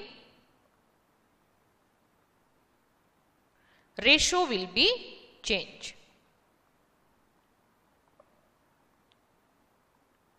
But if we add or subtract the ratio by same quantity, ratio will be changed. तो ratio हमारा change हो जाएगा. हाँ जी, note कर लीजिए कि ratio में कुछ भी वैल्यू ऐड या सब्ट्रैक्ट नहीं कर सकते. इफ वी ऐड और subtract the ratio by same quantity, ratio will be change. अच्छा, एक चीज और आपने यहां से क्या नोटिस की, ये चीजें आपकी ना इंटर में काम आने वाली है. देखो यहां पर क्या है, 2/1, राइट. तो अगर ये वैल्यू ग्रेटर देन 1 होती है तो इसको बोलते हैं ग्रेटर रेशो. तो ग्रेटर रेशो क्या होता है, अगर रेशो सॉल्व करके ग्रेटर देन 1 आता है. लेकिन जैसे अगर 1/2 है, ये लेस देन 1 है, तो इसको क्या बोलते हैं, less ratio. Greater ratio and less ratio. अब देखो, अगर हमें दे रखा है ग्रेटर रेशो यानी कि 2:1, हम सेम वैल्यू इसमें ऐड कर देते हैं. दोनों में हमने सेम वैल्यू ऐड की, मान लिया 1 ऐड कर दिया, तो यहां वैल्यू देखो क्या बन गई, 3/2. तो 3/2 को जब आप सोल्व करोगे कितना आया, 1.5. लेकिन जब ये ओरिजिनल वैल्यू थी तो ये कितनी थी, 2. ये वैल्यू थी 2, अब कितनी बन गई, 1.5. यानी कि पहले के कंपैरिजन में ये वैल्यू क्या हो गई, कम हो गई ना, राइट. तो ये वैल्यू हमारी डिक्रीज हो जाती है. इफ ग्रेटर रेशो, तो ये पॉइंट लिख लीजिए, हमारे इंटर में काम आती है चीजें, कि अगर हमारा ग्रेटर रेशो है, ग्रेटर रेशो से मतलब समझ में आ गया कि वैल्यू ग्रेटर देन 1 है, और अगर हम सेम वैल्यू ऐड कर देते हैं तो रेशो पहले से कम हो जाता है, राइट. अब एक बार सब्ट्रैक्ट करके और देखिए, अगर हमें मान लिया 3:2 दे रखा है, राइट, और सेम वैल्यू हम सब्ट्रैक्ट कर दें, मैंने कर दिया -1, तो देखिए क्या बन गया, 2/1. तो देखो पहले कितना था वैल्यू, 3/2 यानी कि 1.5. अब वैल्यू कितनी बन गई, 2. तो अगर हम वैल्यू सब्ट्रैक्ट करते हैं, अगर ग्रेटर रेशो है, वैल्यू सब्ट्रैक्ट करते हैं तो रेशो इंक्रीज हो जाता है. देखिए पहले कितना था, 3/2 1.5, अब कितना हो गया, 2. तो वैल्यू पहले से इंक्रीज हो गई अगर ग्रेटर रेशो है. लेकिन अगर लेस रेशो है, चलिए इस पे और चेक कर लेते हैं. अगर हमारा रेशो लेस रेशो है, लेस रेशो से मतलब वैल्यू लेस देन 1, चलिए इस पे और चेक करते हैं. 1/2 यानी कि 0.5 है ओरिजिनली ये वैल्यू, हमने सेम वैल्यू ऐड की, मान लिया हमने 1 ऐड कर दिया, तो 1 ऐड करके ये कितना हो गया, 2/3. तो देखिए वैल्यू क्या हो गई, 0.67. तो अब देखो वैल्यू पहले जितनी भी थी उससे इंक्रीज हो गई. तो अगर लेस रेशो है तो वैल्यू ऐड करने से इंक्रीज हो जाएगी, ठीक है. और अगर हम सेम वैल्यू इसमें सब्ट्रैक्ट कर देते हैं, फॉर एग्जांपल हम ले लेते हैं 3/4, इसमें से सेम वैल्यू सब्ट्रैक्ट कर देते हैं, तो देखिए पहले कितना था, 3/4 का मतलब 0.75 एंड अब 2/3 का मतलब 0.67. तो वैल्यू कैसी हो गई, डिक्रीज, राइट. तो क्या मैं ये कह सकती हूं कि अगर हमारा रेशो लेस रेशो है, लेस रेशो का मतलब समझ में आ गया कि वैल्यू लेस देन 1 है, तो ऐड करने से वैल्यू ऐड हो जाएगी, सब्ट्रैक्ट करने से वैल्यू सब्ट्रैक्ट हो जाएगी, मतलब ओरिजिनल वैल्यू से छोटा आंसर देगी. लेकिन अगर हमारा रेशो ग्रेटर रेशो है, अगर हमारा रेशो ग्रेटर रेशो है, ग्रेटर रेशो से मतलब वैल्यू ग्रेटर देन 1 है, तो सेम वैल्यू ऐड करने से वैल्यू लेस हो जाएगी और लेस करने से वैल्यू ओरिजिनल वैल्यू से इंक्रीज हो जाएगी। क्लियर? चलिए ये बस नोट कर लेना आप साइड में, ठीक है। ओके, अब हम बात करते हैं जहां हम थे। ये बात समझ में आ गई कि अगर हम सेम वैल्यू से मल्टीप्लाई या डिवाइड करें तो रेशो पे कोई इफेक्ट नहीं पड़ता। हाँ जी, अब देखो अगर मुझे b को सेम बनाना है, b को सेम बनाना चाहते हैं ना, तो हम क्या करें, इसकी 2 से मल्टीप्लाई कर दें तो b हमारा, और इसकी 3 से मल्टीप्लाई, तो देखो ये कितना बन जाएगा 6 और ये कितना बन जाएगा 6, तो b सेम हो जाएगा ना, फिर तो कोई प्रॉब्लम नहीं है। अच्छा तुम कहोगे कि मुझे पता कैसे चला कि इसको 2 से और इसको 3 से मल्टीप्लाई करें? आप क्या करो, इन दोनों वैल्यू का क्या ले लो, एलसीएम। अब इसमें कॉमन तो कुछ है नहीं, 3 और 2 का एलसीएम कितना आएगा 6, तो अपना टारगेट है इन दोनों वैल्यू को 6 बनाना। ओके चलिए अब देखिए क्या बना, 4:6 एंड 6:9। बताओ अब कंबाइन करने में कोई प्रॉब्लम नहीं, तो बताइए क्या आ गया, 4:6:9। ठीक है। अब तुम कहोगे ऐसे तो क्वेश्चन बहुत कॉम्प्लिकेटेड हो जाएगा, अगर हमें एलसीएम ना पता चले, ये वैल्यू फ्रैक्शन में हो तो और ज्यादा प्रॉब्लम हो जाएगी, राइट। पॉइंटों में हो तो एलसीएम लेने में प्रॉब्लम हो जाएगी। तो इन सब प्रॉब्लम्स को ओवरकम करने के लिए मेथड नोट कीजिए कि आपको A:B:C कैसे फाइंड आउट करना है। कीजिए नोट, देखिए A:B:C, पहले आपने लिखा 2:3, अगेन 2:3। यहां तक बताइए बात समझ में आई क्या? ठीक है। अब फर्स्ट स्टेप है इन दोनों वैल्यू की मल्टीप्लाई, नेक्स्ट स्टेप इन दोनों वैल्यू की multiply, and last step in दोनों वैल्यू की मल्टीप्लाई। सीधा सीधा सॉल्व कर दीजिए। हाँ जी, तो देखिए ये वैल्यू आ गई हमारे पास 2 × 2। फर्स्ट स्टेप देखो, इन दोनों वैल्यू की मल्टीप्लाई, तो 2 × 2 ये है हमारा फर्स्ट स्टेप। 2 × 2 कितना 4, देन इन दोनों वैल्यू की मल्टीप्लाई 3 × 2 कितना 6, एंड लास्ट स्टेप इन दोनों की मल्टीप्लाई 3 × 3 9, राइट। तो ये आ गया हमारे पास A:B:C। बताइए बात समझ आई क्या? डन।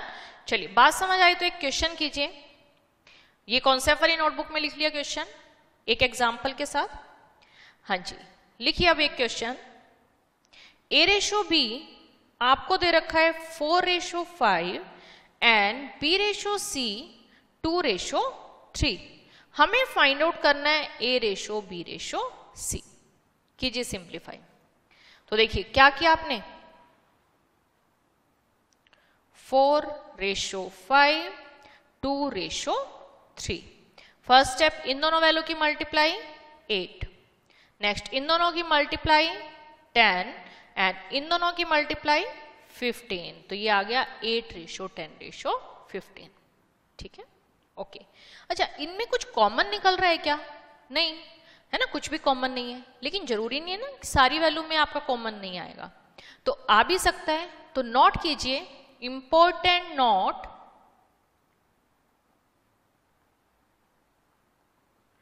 कि रेशो को हमेशा सिंपलेस्ट फॉर्म में लिखिए। ठीक है, ratio should be in simplest form.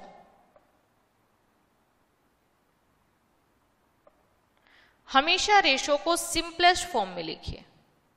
अगर कुछ कॉमन आता है तो उसमें से कॉमन निकाल के फिर आपको रेशो लिखना है। ठीक है, हाँ जी। आगे देखिए, अब ये तो बात थी अगर दो वैल्यू हमें कंबाइन करनी है।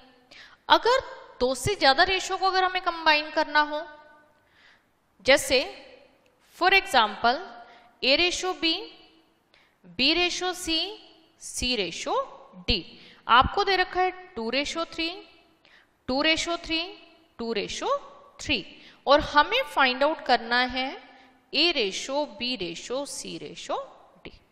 ठीक है, तो देखिए कैसे फाइंड आउट करेंगे। A:B 2:3, 2:3, 2:3। डन। अब स्टेप ध्यान से नोट कीजिएगा कैसे सॉल्व करने हैं। फर्स्ट फर्स्ट स्टेप है इन 3 वैल्यू की multiply. Yes, first step clear हो गया। फर्स्ट स्टेप है इन 3 वैल्यू की मल्टीप्लाई। तो 2 इंटू 2 इंटू 2 कितनी वैल्यू आ गई? 8। यहां तक क्लियर? ओके। नेक्स्ट स्टेप देखिए ध्यान से, इन दोनों वैल्यू की मल्टीप्लाई और इसकी मल्टीप्लाई इस वैल्यू से। सेकेंड स्टेप, तो 3 इंटू 2 6, 6 इंटू 2 12, तो नेक्स्ट वैल्यू आ गई 12, राइट। इससे नेक्स्ट स्टेप देखिए, इसकी मल्टीप्लाई इससे और इसकी मल्टीप्लाई इस वैल्यू के साथ, ठीक है। तो देखो एक पैरेललोग्राम जैसी शेप नजर आ रही है। सेकेंड स्टेप में था इन दोनों की मल्टीप्लाई और इसकी मल्टीप्लाई इससे, फिर इन दोनों की मल्टीप्लाई और इसकी मल्टीप्लाई इससे, तो ये आ गया 18। और लास्ट स्टेप है इन तीनों की मल्टीप्लाई, तो ये आ गया 27। तो ये हमारे पास आ गया A ratio B ratio C ratio D। Done, note कर लीजिए।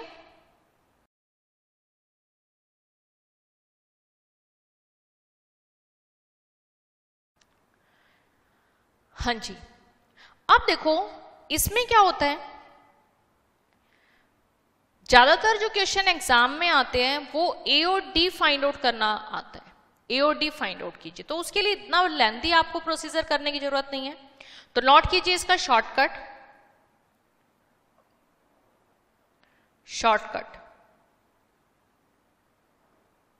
हाँ जी, कॉन्टिन्यूड रेशो के लिए, फॉर कॉन्टिन्यूड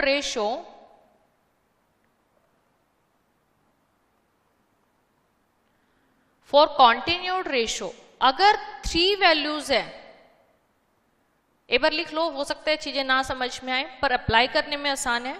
3 वैल्यूज है तो 2 टाइम्स, 4 वैल्यूज है तो 3 टाइम। क्या करना है वो देखिए। 3 वैल्यूज जैसे A B C, 3 वैल्यूज है तो 2 टाइम, 4 वैल्यूज है तो 3 टाइम। क्या करना है, आपको लिखना है 2 टाइम 1 1, ठीक है। अब लेफ्ट से शुरू करते जाइए और एक एक वैल्यू को 2 बनाते जाइए। तो नेक्स्ट स्टेप क्या हुआ, 2 1। अब ये तो 2 बन गया। अब हमें कहां नजर आ रहा है 1, यहां, तो इसको भी 2 बना दीजिए, 2 2, ठीक है। अच्छा, ये जो फॉर्मूला है ना, 4 वैल्यूज पे भी एप्लीकेबल है, 5 पे भी, 6 पे भी, कितनी भी बड़ी वैल्यू है सब पे एप्लीकेबल है, ठीक है। अदरवाइज अगर आप ऐसे करोगे तो हर एक के लिए अलग अलग फॉर्मूले हैं, राइट। चलिए, तो 4 वैल्यूज 3 टाइम, 3 टाइम क्या आपको लिखना है, 3 टाइम 1 1 1। लेफ्ट से शुरू करके एक एक वैल्यू को 2 बनाते जाइए। तो यहां पे क्या हो गया, 2 1 1। इसके बाद देखो इसको 2 बनाना है तो क्या बन जाएगा, 2 2 1। अब इसको 2 बनाना है, क्या बन जाएगा, 2 2 2।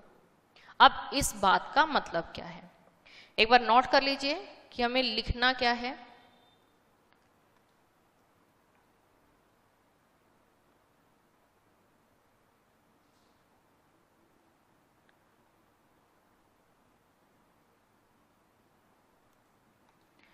हाँ जी, डन। अब एक बार इस बात का मतलब समझते हैं कि हमने अभी तक लिखा क्या है। 4 वैल्यूज है तो 3 टाइम 1 1 1, यानी कि ये है आपकी A की वैल्यू, ये B की वैल्यू, ये C की वैल्यू और ये D की वैल्यू। इधर ये A B और C की वैल्यू। देखिए कैसे,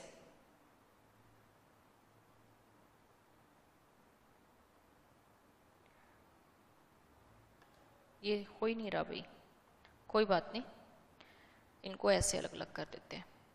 यस, देखो कैसे, 4 वैल्यूज है तो 3 टाइम 1 1 1। चेक करो, 1 1 1 का मतलब फर्स्ट फर्स्ट फर्स्ट, यानी कि antecedent antecedent antecedent.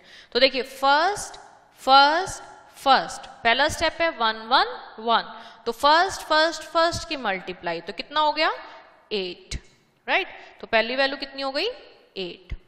Next step देखिए क्या कह रहा है, सेकंड फर्स्ट फर्स्ट, तो आपको क्या लेनी है, सेकंड फर्स्ट फर्स्ट, यानी कि 3 इंटू 2 6, 6 इंटू 2 12, राइट। इससे नेक्स्ट स्टेप देखिए, सेकंड सेकंड फर्स्ट, तो आपको क्या लेना है, सेकंड सेकंड फर्स्ट, यानी कि 3 इंटू 3 9, 9 इंटू 2 18, और लास्ट स्टेप क्या है, सेकंड सेकंड सेकंड, तो 3 इंटू 3 9, 9 इंटू 3 27, तो ये आपका आंसर, राइट। तो बताओ बात समझ में आ गई?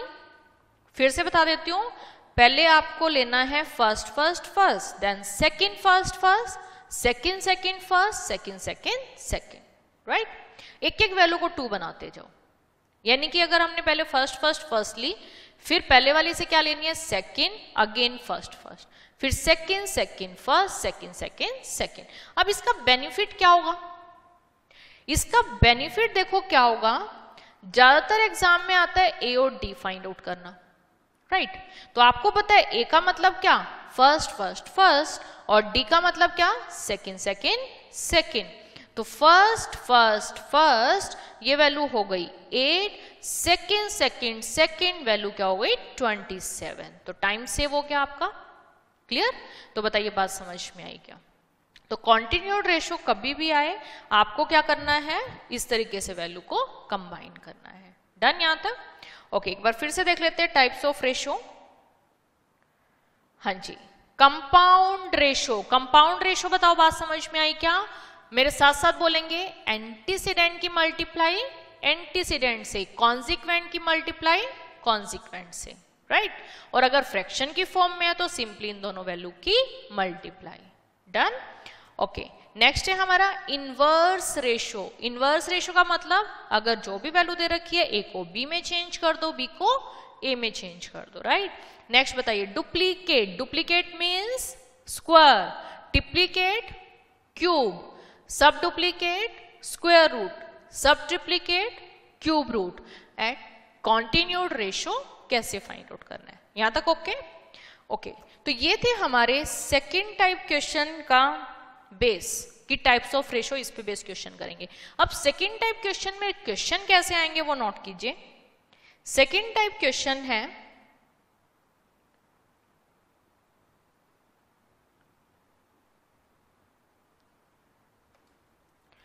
Type 2 question based on types of ratio, based on types of ratio. For example, ratio compounded of 2:3 and duplicate of 4:5। हमें कंपाउंडेड रेशो फाइंड आउट करना है, किसका? पहला है 2:3, इसका कंपाउंड किसके साथ करना है? Duplicate of 4:5।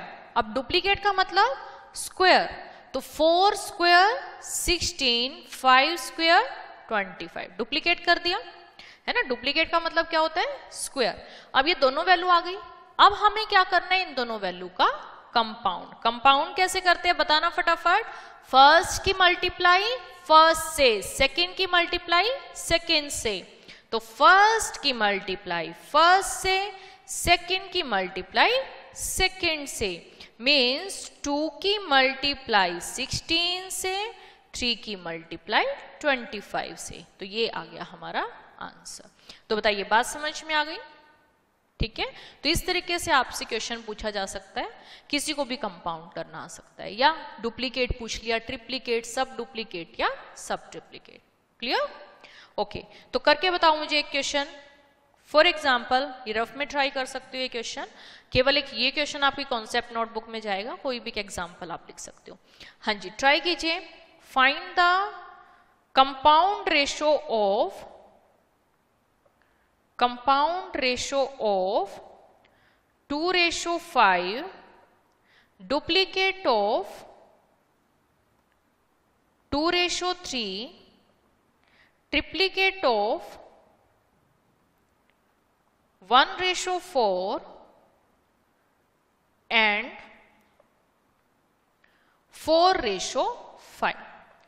हाँ जी, ये क्वेश्चन है, हमें फाइंड आउट करना है कंपाउंड रेशो, राइट। क्या फाइंड आउट करना है? Compound ratio. किसका? 2:5। तो देखो ये तो सीधा सीधा है, हमने क्या लिखा? 2:5, राइट। अब आगे इसने बोला डुप्लीकेट ऑफ 2:3। 2:3 का तो हमें डुप्लीकेट चाहिए ना, तो डुप्लीकेट का मतलब इसका हमें क्या चाहिए? स्क्वायर। तो बताओ 2 का स्क्वायर 4, 3 स्क्वायर 9, तो ये क्या आ गया? 4:9। डन। नाउ इसके बाद है ट्रिप्लीकेट ऑफ 1:4। ट्रिप्लीकेट का मतलब क्यूब, तो 1 क्यूब 1, 4 क्यूब 64 एंड 4:5। इसके साथ कुछ नहीं करना, ये एज इट इज रहेगा, ठीक है। अब हमें इन सब वैल्यू का क्या करना है?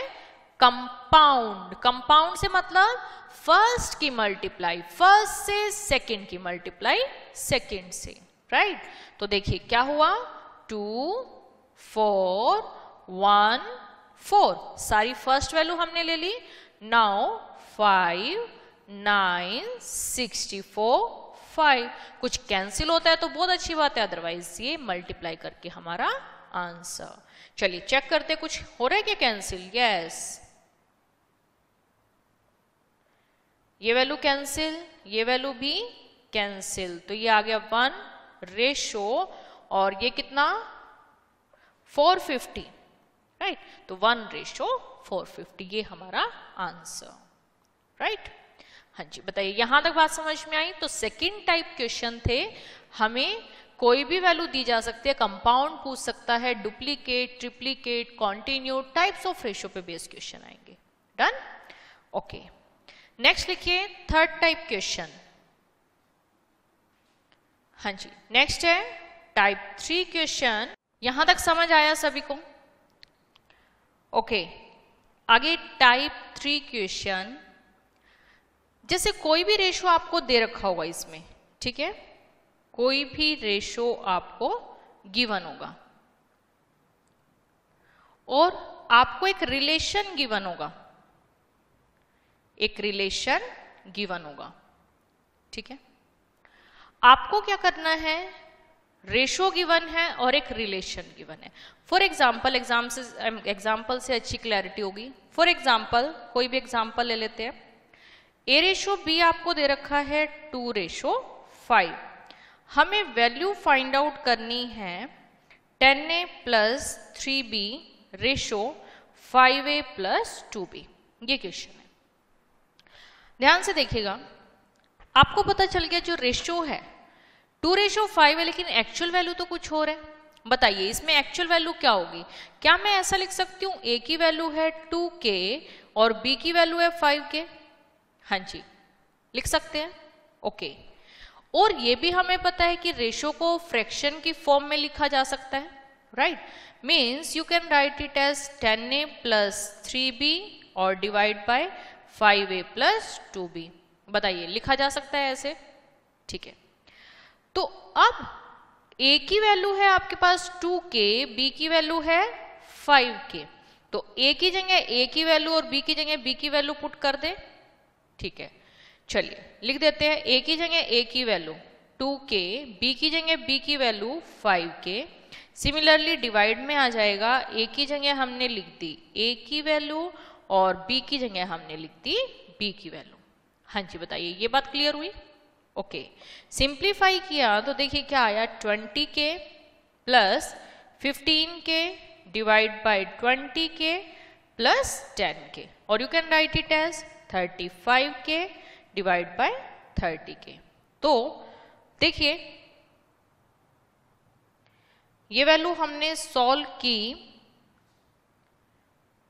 इधर तो 5 है, रुको यहां पर 5 है, तो ये आ गया हमारे पास 10K, तो 10K और 10K ये हो गया 20K। ओके, हाँ जी, अब बताइए कैसे के कैंसिल, 5 पे जा रहा है 4, 7, तो ये वैल्यू आ गई 7:4। हाँ जी, क्वेश्चन समझ आया कैसे करना है?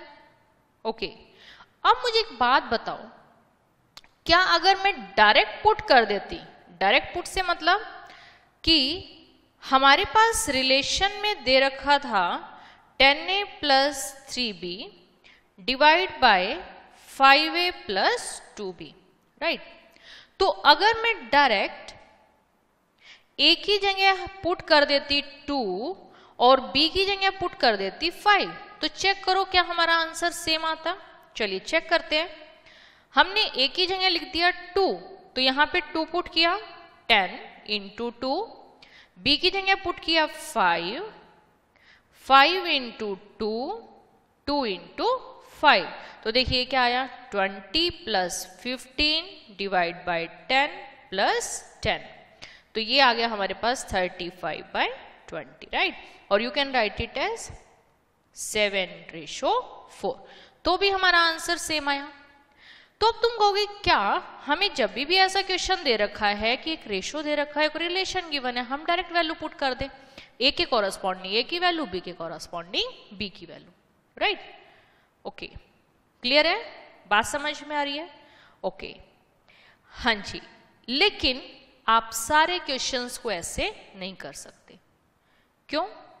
कोई प्रॉब्लम नहीं है। देखो इस क्वेश्चन में हमारा आंसर सेम आया, लेकिन ध्यान रखना ये जो आपको रिलेशन गिवन है ये आपका सेम पावर का होना चाहिए। अगर सेम पावर का है तो कोई प्रॉब्लम नहीं है, अगर सेम पावर का है then direct apply. Same power का है तो कोई दिक्कत नहीं है। लेकिन अगर मैं इसी क्वेश्चन में, ध्यान से देखना, इसी क्वेश्चन में अगर क्वेश्चन में थोड़ा सा चेंज कर दूं और इसको लिख दूं 10a² plus 3b² divide by 5a plus 2b, अगर ये क्वेश्चन होता तो बताओ क्या तब भी हमारा आंसर सेम आता? नहीं। देखो अगर हम इसको प्रॉपर मेथड से करते हैं तो देखिए क्या आया, a की जगह 2k, तो यहां देखो क्या बन गया 4k², राइट। तो यहां तो गड़बड़ होगी ना, है ना। ऊपर हमारा k² है और डिवाइड में हमारा k आएगा, तो यानी कि आंसर में भी हमारा k रह जाएगा। तो बस इस चीज का ध्यान रखना कि अगर हमारा ये जो रिलेशन है सेम पावर का हो, तो सेम पावर आप लोग देख सकते हो ना कैसे करनी है, चेक। सेम पावर देखिए इधर सोल्व करके देखो, a की वैल्यू जब k पुट करोगे तो टोटल मिला के a की पावर बनेगी, इधर भी देखो पुट करोगे a की पावर बनेगी, और यहां भी एक पावर। तो ऊपर नीचे सेम पावर है तो बार बार कैंसिल हो जाएगा ना k से k, तो हमें सॉल्व ऐसे अलग से लिखने की जरूरत नहीं है, बार बार k लिखने की जरूरत नहीं है। लेकिन अगर ये रिलेशन सेम पावर का नहीं है, सेम पावर से मतलब समझ गए, जैसे इधर जब आप a की वैल्यू पुट करोगे तो k² बनेगा, यानी कि 2 पावर आ रही है। इधर देखो कितनी पावर आ रही है 2, लेकिन डिवाइड में कितनी पावर है 1, तो कैंसिल तो नहीं होगा ना, आपका एक k रह जाएगा। तो इस केस में नहीं करना है। जैसे और एग्जांपल ले सकते हो, अगर मैं तुम्हें दे दूं 10ab plus b² divide by 12a² plus 10b मान लिया मैंने ये दे दिया। अब ध्यान से देखना, यहां a के साथ k आएगा, b के साथ k आएगा, तो k² बन जाएगा, यानी कि 2 पावर। इधर b की कितनी पावर है 2, डिवाइड में a की कितनी पावर है 2, और इधर देखो एक पावर इसकी और एक पावर इसकी, टोटल कितनी पावर हो गई 2, तो ऊपर नीचे सेम पावर है ना, तो इसमें डायरेक्ट अप्लाई कर तो कोई दिक्कत नहीं है, राइट। लेकिन अगर मैं इधर कर दूं प्लस में 10, तो देखो हमारा सेम पावर का नहीं है ना क्वेश्चन, तो इस केस में नहीं करना है। तो बात समझ आ रही है कि अगर हमारा रिलेशन सेम पावर का है तो डायरेक्ट अप्लाई कर दो, तो बार बार क्या लिखने की जरूरत नहीं है। डन। ओके, तो ये कॉन्सेप्ट वाली नोटबुक में केवल आपको क्या लिखना है कि आपको थर्ड टाइप क्वेश्चन में एक रेशो गिवन होगा और एक रिलेशन गिवन होगा, तो आपको क्या चेक करना है रिलेशन में कि जो रिलेशन है वो सेम पावर का हो। अगर सेम पावर का है डायरेक्ट अप्लाई कर दो, ए के कॉरस्पॉन्डिंग ए, बी के कॉरस्पॉन्डिंग बी, ठीक है। Okay, clear? हाँ जी, मैक्सिमम क्वेश्चन आपके सेम पावर के आ जाएंगे तो कोई टेंशन वाली बात नहीं है, लेकिन अगर नहीं आता है तो हमेशा प्रॉपर मेथड। तो ये बात भी नोट कर लीजिए कि otherwise always apply proper method, always apply proper method. हाँ जी, प्रॉपर मेथड से किसी भी क्वेश्चन में दिक्कत नहीं आती, प्रॉपर मेथड आपका सबके लिए एलिजिबल है, ठीक है, ओके। हाँ जी, यहां तक बात समझ में आ गई। थर्ड टाइप क्वेश्चन कि आपको एक रिलेशन, एक रेशो गिवन होगा और एक रिलेशन। अच्छा, इसमें क्वेश्चन उल्टा भी हो सकता है। ये तो हो गया हमारा फर्स्ट टाइप कि रेशो गिवन है और रिलेशन। ऐसा भी हो सकता है रिलेशन गिवन हो, सेकंड नोट कीजिए, हो सकता है रिलेशन गिवन हो और हमें रेशो फाइंड आउट करना आ जाए, तो उस केस में क्या करेंगे? देखो, अगर मैं यही एग्जांपल ले लेती हूं, यहां पे वैल्यू है 10a + 3b ratio 5a + 2b। मान लिया ये वैल्यू आपको दे रखी है 7:4।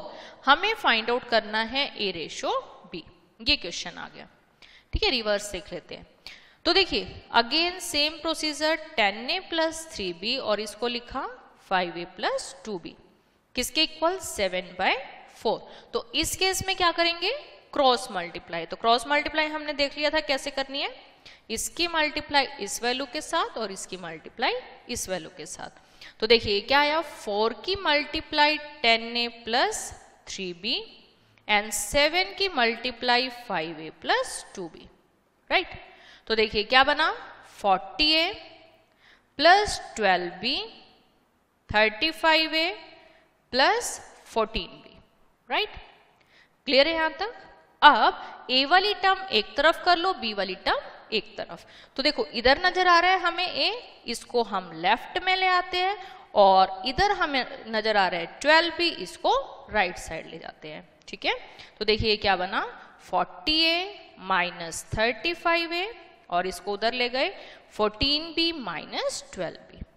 क्लियर?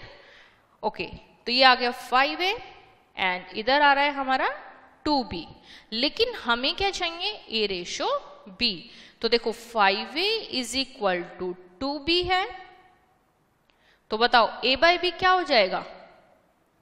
इस 5 को उधर लेके जाओ और b को इधर लेके आओ, ठीक है। तो 5 उधर जाके डिवाइड में जाएगा, 2/5। तो अपना आंसर क्या आ गया? 2/5। तो देखो यहां क्या गिवन था अपना रेशो? 2/5 आ गया, सेम आंसर, राइट। तो क्वेश्चन कैसे भी आ सकता है, रिलेशन गिवन हो सकता है, रेशो फाइंड आउट करना आ सकता है, या फिर रेशो गिवन है, रिलेशन फाइंड आउट करना आ सकता है, ठीक है। अब इसमें जो अपना सेकंड टाइप है, इसको एक और तरीके से हम कर सकते हैं। देखो यहां पे लिख लीजिए मेथड 1, जो कि हमारा प्रॉपर मेथड है, राइट। एंड मेथड 2 नोट कीजिए, मेथड 2 है GBC। GBC मतलब गो बाय चॉइस, यानी कि आंसर उठाओ, क्वेश्चन में पुट करके देख लो, सेटिस्फाई करता है वो ऑप्शन आंसर। अब देखो किसी ना किसी ऑप्शन में 2/5 गिवन होगा, तो आप क्या करो, a की जगह 2 और b की जगह क्या पुट कर दो? 5। अगर ये वैल्यू 7/4 आ रही है, तो इट मीन्स हमारा ये ऑप्शन आंसर। अब इसमें तो आ ही जाएगा क्योंकि हमें आंसर ही पता है 2/5 है। तो आप ऐसे आंसर से भी कर सकते हो। क्लियर? ओके, हाँ जी, थर्ड टाइप क्वेश्चन क्लियर हुए सभी को? हाँ जी, एक बार नोट कर लीजिए, 4 ही टाइप के क्वेश्चन है, कंप्लीट हो जाएगा हमारा रेशो। तो टाइप्स ऑफ क्वेश्चन एक बार आप लोगों के पास पहले होंगे ना, तो आपको क्वेश्चन ट्राई करने में आसानी हो जाएगी। एक बार स्टार्टिंग में आपको क्वेश्चन खुद ट्राई करने हैं, क्लास में हो सकता है अगर प्रॉब्लम है तो सारे के सारे क्वेश्चन हो जाएंगे, लेकिन बस मेरा इतना बात मान लेना कि जो भी क्वेश्चन क्लास में टाइप्स ऑफ क्वेश्चन कराए जा रहे हैं, उनको सामने रख के एक बार खुद क्वेश्चन सॉल्व करके देख लेना, ठीक है। क्योंकि आप एक बार क्वेश्चन पढ़ते भी हो ना, तो उसमें भी आप क्वेश्चन तो पढ़ ही लेते हो ना, ठीक है, तो समझ आने के चांसेस बढ़ जाते हैं। क्लियर? ओके, हाँ जी, नेक्स्ट देखिए टाइप 4 क्वेश्चन। टाइप 4 क्वेश्चन, इसमें आपको एक रेशो गिवन होगा, रेशो गिवन होगा, कुछ वैल्यू आपको ऐड या सब्ट्रैक्ट करनी होगी, ठीक है, और एक नया रेशो गिवन होगा। इस टाइप का पैटर्न आपको क्वेश्चन में मिलेगा। एक रेशो गिवन होगा, कुछ वैल्यू ऐड या सब्ट्रैक्ट करनी होगी और एक नया रेशो आपको दे रखा होगा। इसमें भी फर्दर टू पार्ट की जो वैल्यू आपको ऐड या सब्ट्रैक्ट करनी है वो क्वेश्चन में गिवन भी हो सकती है और नॉट गिवन भी हो सकती है। हो सकता है आपको दे रखा हो सकता है ना दे रखा हो, और दोनों को सॉल्व करने का पैटर्न अलग अलग है। हाँ जी, देखिए कैसे। अगर आपको क्वेश्चन में जो वैल्यू ऐड या सब्ट्रैक्ट करनी है वो गिवन है, तो आप क्या करोगे, गिवन रेशो के साथ, एक बार नोट कर लीजिए, गिवन रेशो के साथ के अप्लाई कर दोगे। लेकिन अगर जो वैल्यू ऐड या सब्ट्रैक्ट करनी है वो गिवन ना हो, तो गिवन रेशो को कुछ नहीं करना, एज इट इज रहेगा। आपको क्या करना है, जो वैल्यू ऐड या सब्ट्रैक्ट करनी है, जो वैल्यू ऐड या सब्ट्रैक्ट करनी है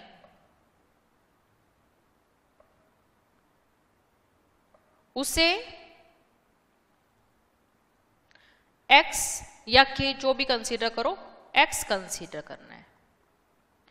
ठीक है, हाँ जी, एक बार नोट कर लीजिए क्वेश्चन में कैसे करना है, मैं अभी बताती हूँ। पैटर्न क्या मिलेगा, एक रेशो आपको दे रखा होगा, कुछ वैल्यू ऐड या सब्ट्रैक्ट करनी है और नया रेशो दे रखा होगा। अगर क्वेश्चन में आपको जो वैल्यू ऐड या सब्ट्रैक्ट, मान लिया हर एक वैल्यू में से 5 सब्ट्रैक्ट कर दिया जाए, तो अब यहां तो दे रखा है ना तुम्हें कि 5 सब्ट्रैक्ट करना है, तो आपको क्या करना है, जो रेशो गिवन है उसके साथ के कंसीडर कर लेंगे, यानी कि एक्चुअल वैल्यू। लेकिन अगर आपको ना दे रखा हो कि इस वैल्यू में से क्या सब्ट्रैक्ट किया जाए कि रेशो आपका ये बन जाए, तो उस केस में क्या करोगे कि जो गिवन रेशो है ना उसमें के अप्लाई नहीं करना है, क्योंकि यहाँ पे आपके पास दो वेरिएबल हो जाएंगे, एक तो इसके साथ के और जो वैल्यू ऐड या सब्ट्रैक्ट करनी है एक वो वैल्यू हो जाएगी। तो सॉल्व करना मुश्किल हो जाएगा, आंसर उससे भी आ जाएगा, प्रॉब्लम कुछ भी नहीं है, लेकिन बस कैलकुलेशन हार्ड हो जाएगी। ठीक है, तो दोनों के एग्जाम्पल नोट कीजिए। फॉर एग्जाम्पल एक क्वेश्चन नोट करो, एक बार खुद ट्राई करना। 2 numbers are in the ratio 3:5 if each number is increased by, अब इंक्रीज से भी मतलब सेम है ना, increase by 10 the ratio become 5:7। तो द नंबर्स आर, ये क्वेश्चन है, ध्यान से पढ़िएगा क्वेश्चन। अब देखो क्वेश्चन आपको कैसे पहचान में आएगा, पैटर्न देखिए। फर्स्ट 2 नंबर्स का रेशो कितना दे रखा है, 3:5, तो एक रेशो आपको दे रखा है। If each number is increase by 10, हर एक वैल्यू में 10 ऐड कर दिया जाए, तो जो वैल्यू ऐड या सब्ट्रैक्ट करनी है वो भी आपको दे रखी है, देन रेशो विल बिकम 5:7। तो ये हो गया हमारा न्यू रेशो। तो देखो क्वेश्चन समझ में आ रहा है ना, पैटर्न समझ आ रहा है।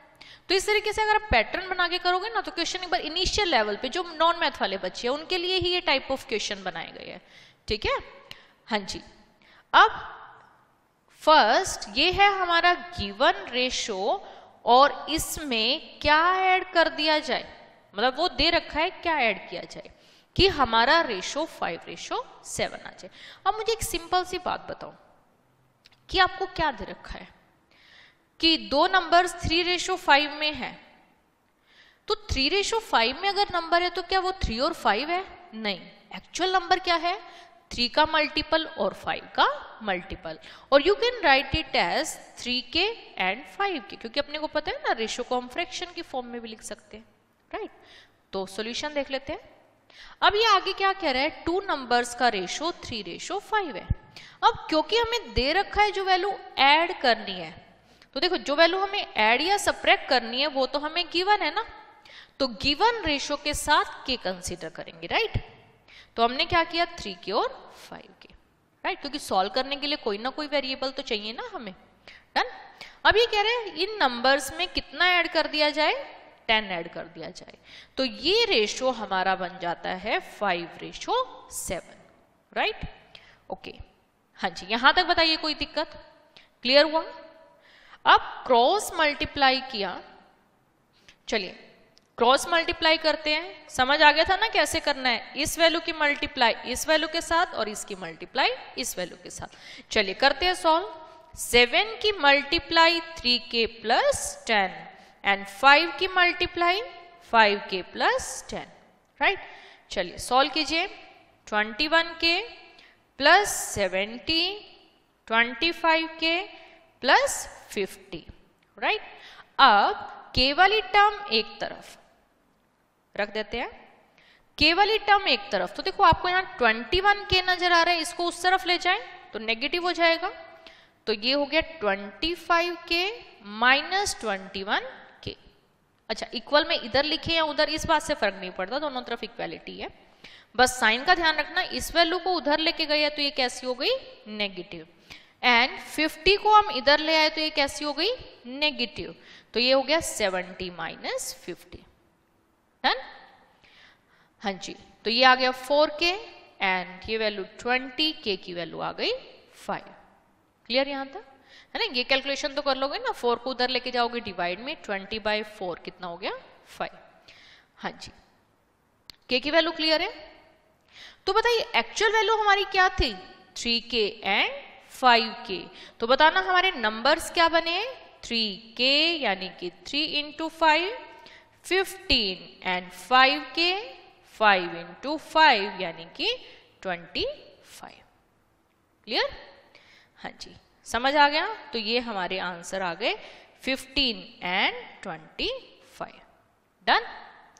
ओके, अब देखो एक तरीका तो हो गया हमारे पास, ये इसको नाम दे देते हैं मेथड 1, राइट। नेक्स्ट देखिए मेथड 2। मेथड 2 है GBC, गो बाय चॉइस। मतलब देखो जो ऑप्शन होंगे उसमें 15 और 25 तो गिवन होगा। मान लिया ए ऑप्शन में आपको दे रखा है 15 और 25, ये हमारे नंबर्स हैं, राइट। तो चेक करो क्या ये नंबर्स 3:5 में है। अब यहाँ तो हमारा आंसर आया तो होंगे, लेकिन आपको जो ऑप्शन दे रखे हैं आप उनमें चेक कर सकते हो क्या उनका रेशो 3:5 है। अब देखो 3:5, 5 पे जा रहा है ये 3 और 5, यस इनका रेशो 3:5 है। अगर इनमें 10 ऐड कर दिया जाए तो देखो 10 ऐड किया जाए, 15 में 10 ऐड किया 25, 25 में 10 ऐड किया 35, तो क्या ये रेशो 5:7 है। 5 पे गया, यस, तो 5:7, राइट। तो सारी कंडीशन सेटिस्फाई ना, तो ये हमारा आंसर आ गया, ये ऑप्शन जिसमें 15 और 25 है। तो इस तरीके से देखिए प्रॉपर मेथड हमें आना चाहिए, क्योंकि सारे क्वेश्चन जरूरी नहीं है ऐसे हो जाए। अगर मान लिया क्वेश्चन में आपसे नंबर्स की जगह पूछ लिया जाए सेकंड नंबर, तो ऑप्शन में तो केवल सेकंड नंबर ही मिलेगा ना, राइट। तो इसीलिए हमें प्रॉपर मेथड तो आना ही चाहिए। लेकिन अगर दोनों नंबर पूछिए तो कोई दिक्कत नहीं है, हम गो बाय चॉइस से भी कर सकते हैं, राइट। ओके, हाँ जी, क्लियर हुआ ये, ठीक है। तो नेक्स्ट देखिए एक और एग्जाम्पल। फॉर एग्जाम्पल हमें दे रखा है what must be added to each term of the ratio 7:13 so that ratio become 2:3। हाँ जी, अब देखो ये फोर्थ का सेकंड पार्ट, कि अगर हमें जो वैल्यू ऐड या सब्ट्रैक्ट करनी है वो ना दे रखी हो। अब क्वेश्चन देखिए क्या लिख रखा है, व्हाट मस्ट बी एडेड, क्या ऐड किया जाए to each term of the ratio. तो देखो ये 7:13 हमारा क्या है, given ratio, right, given ratio. इसमें क्या ऐड किया जाए कि रेशो हमारा कितना बन जाए, 2:3। तो ये हमारा क्या है, न्यू रेशो। तो पैटर्न समझ में आ रहा है, ओके। अब देखो इस क्वेश्चन में हमें जो वैल्यू ऐड या सब्ट्रैक्ट करनी है वो तो गिवन नहीं है ना, तो गिवन रेशो 7:13 था, तो इसके साथ के नहीं लगाना है। जो वैल्यू ऐड या सब्ट्रैक्ट करनी है बस उसको कंसीडर करना है। तो क्या ऐड किया जाए, मान लिया x ऐड कर दिया, क्या ऐड किया जाए कि ये वैल्यू काट पीट के कितनी आ जाए 2:3। तो जैसे जैसे दे रखा था हमने लिख दिया, राइट। हाँ जी, यहां तक बताइए कोई दिक्कत कि रेशो 7:13 था, उसकी हर एक टर्म में क्या ऐड किया जाए कि ये रेशो हमारा 2:3 बन जाए। ओके, हाँ जी। अब करते हैं सिंप्लीफाई। इसको क्रॉस मल्टीप्लाई किया हमने 3 की मल्टीप्लाई 7 + x के साथ और 2 की मल्टीप्लाई 13 + x, राइट। तो देखिए क्या बना 21 + 3x और ये 26 + 2x। यहां तक ओके। अब x वाली टर्म एक तरफ, बाकी क्वेश्चन एक तरफ। तो x वाली टर्म हमें यहां नजर आ रही है, इसको लेफ्ट में ले आएंगे और 20 को राइट में ले जाएंगे। तो ये हो गया 3x - 2x, 26 - 21। ठीक है, तो ये आ गया x = 5। तो देखिए इसकी हर एक टर्म में कितना ऐड कर दिया जाए, 5 ऐड कर दिया जाए, तो ये रेशो कितना बन जाएगा 2:3। हाँ जी, समझ आया? Simple question. एक बार इसको वेरीफाई और कर लेते हैं, या फिर ये हो गया हमारा मेथड 1 और यहां लिखिए मेथड 2। मेथड 2 है गो बाय चॉइस। तो देखो आंसर में हमें ये ऑप्शन तो गिवन ही होगा, या ऑप्शन हम पुट कर करके देख लेंगे। ठीक है, क्या कह रहे हैं कि रेशो 7:13 है, इसकी हर एक टर्म में क्या ऐड किया जाए कि ये वैल्यू हमारी कितनी बन जाए 2/3।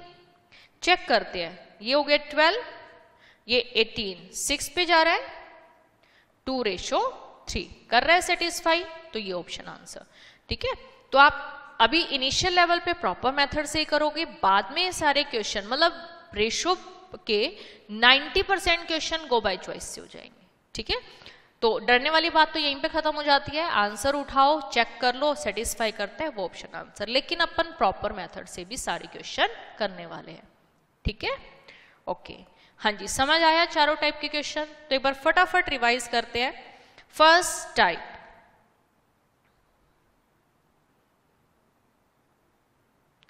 हाँ जी, फर्स्ट टाइप क्लियर हुआ सभी को?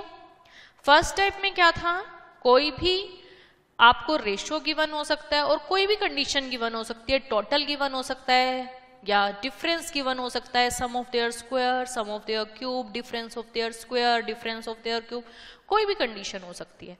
तो अगर सिंपल क्वेश्चन है, सिंपल क्वेश्चन किसको कहेंगे कि जिसमें आपको या तो सम गिवन हो या फिर डिफरेंस। तो जब तक आपका सिंपल क्वेश्चन है तो आपको क्या करना है, वैल्यू कॉरस्पॉन्डिंग लिखी। जैसे अगर सम दे रखा है तो सम किया, रेशो का भी, डिफरेंस गिवन है तो डिफरेंस, जितने से मल्टीप्लाई करके आया सेम सब पे अप्लाई। तो ये तो था अगर अपना क्वेश्चन सिंपल क्वेश्चन है। लेकिन अगर इसके अलावा कुछ भी दे रखा है, हमेशा प्रॉपर मेथड, यानी कि difference of their square, cube, कुछ भी दे रखा हो। ठीक है, ओके। हाँ जी, यहां तक बात समझ में आई? प्रॉपर मेथड में हम के कंसीडर कर लेंगे, राइट। फिर जो भी कंडीशन है वो अप्लाई करके के की वैल्यू फाइंड आउट करेंगे, के की वैल्यू आने के बाद नंबर्स फाइंड आउट कर लेंगे। तो क्लियर है फर्स्ट टाइप क्वेश्चन सभी को? इसमें किसी को प्रॉब्लम नहीं? ओके।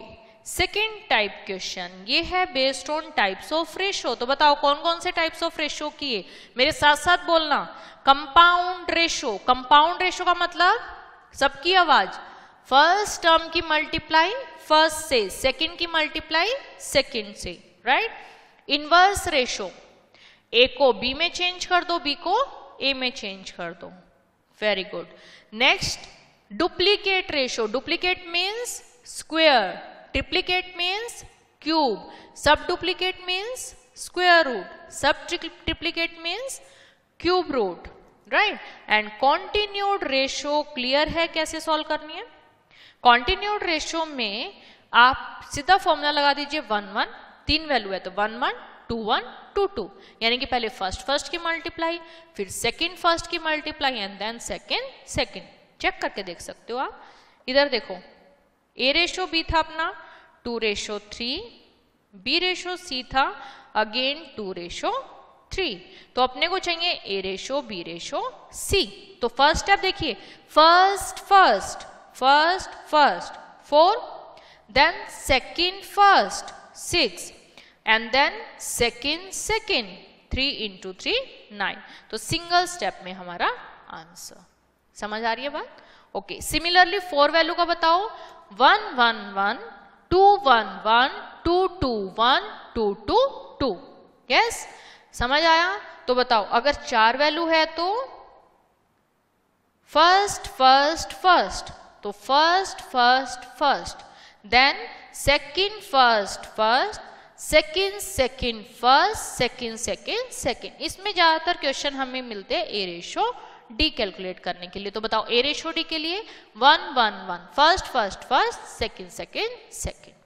ठीक है, हाँ जी। तो ये तो था हमारा second type question based on types of ratio. तो इसमें कैसे भी आ सकता है, कंपाउंडिंग फाइंड आउट करनी आ सकती है, डुप्लीकेट, ट्रिप्लीकेट, सब डुप्लीकेट, सब triplicate, continued ratio. Clear? Okay, हाँ जी। नेक्स्ट है थर्ड टाइप कि हम एक रेशो गिवन होगा। इसमें भी क्वेश्चन दो तरीके से आ सकते हैं कि रेशो गिवन होगा और रिलेशन फाइंड आउट करना होगा। एक रिलेशन गिवन होगा, उसको इवेल्युएट करना आएगा। ठीक है, तो जो रिलेशन गिवन है आपको उसकी पावर चेक करनी है, सेम पावर का है, पावर समझ में आ गई ना? आपने को बस ये देखना है कि के कॉमन आके कैंसिल हो जाएगा या नहीं हो जाएगा। ठीक है, तो सेम पावर का है डायरेक्ट अप्लाई कर दो, सेम पावर का नहीं है तो हमेशा प्रॉपर मेथड। ठीक है, ओके। और इसमें अगर रिलेशन गिवन है और रेशो फाइंड आउट करना है तो क्रॉस मल्टीप्लाई करके सॉल्व भी कर सकते हो या फिर गो बाय चॉइस से कर सकते हो। ठीक है, ओके, हाँ जी। नेक्स्ट है फोर्थ टाइप। इसमें आपको दो रेशो मिलेंगे, एक गिवन रेशो होगा और एक नया रेशो होगा। उसमें कुछ ऐड और सब्ट्रैक्ट करना होगा। तो ऐड और सब्ट्रैक्ट करना है, वो गिवन भी हो सकता है और गिवन नहीं भी हो सकता है। अगर वो गिवन है तो गिवन रेशो के साथ के मान लो, अगर गिवन नहीं है तो जो वैल्यू ऐड या सब्ट्रैक्ट करनी है उसको एक्स या के कंसीडर कर लो। ठीक है, तो इस टाइप के भी ज्यादातर क्वेश्चन गो बाय चॉइस से हो जाते हैं। डन? तो यहां पे भी लिख सकते हो इस टाइप के क्वेश्चन हमारे गो बाय चॉइस से हो जाएंगे। ठीक है, हाँ जी। बताओ चारों टाइप के क्वेश्चन समझ में आ गए? तो हमारा रेशो का कॉन्सेप्ट कंप्लीट हो गया है। ये 4 टाइप के इसमें क्वेश्चन है और रेशो कंप्लीट। ठीक, होमवर्क के लिए क्वेश्चन नोट कीजिए। ये एक बार आप ट्राई कराना, क्लास में कोई बात नहीं, सारे क्वेश्चन दोबारा डिस्कस हो जाएंगे, लेकिन एटलीस्ट आप लोग एक बार ट्राई जरूर करके आएंगे। ठीक है, तो ये आपका लेवल 1 है रेशो का।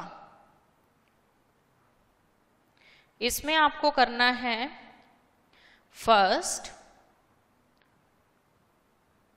Second, third, fourth, fifth, 6, 7, 8,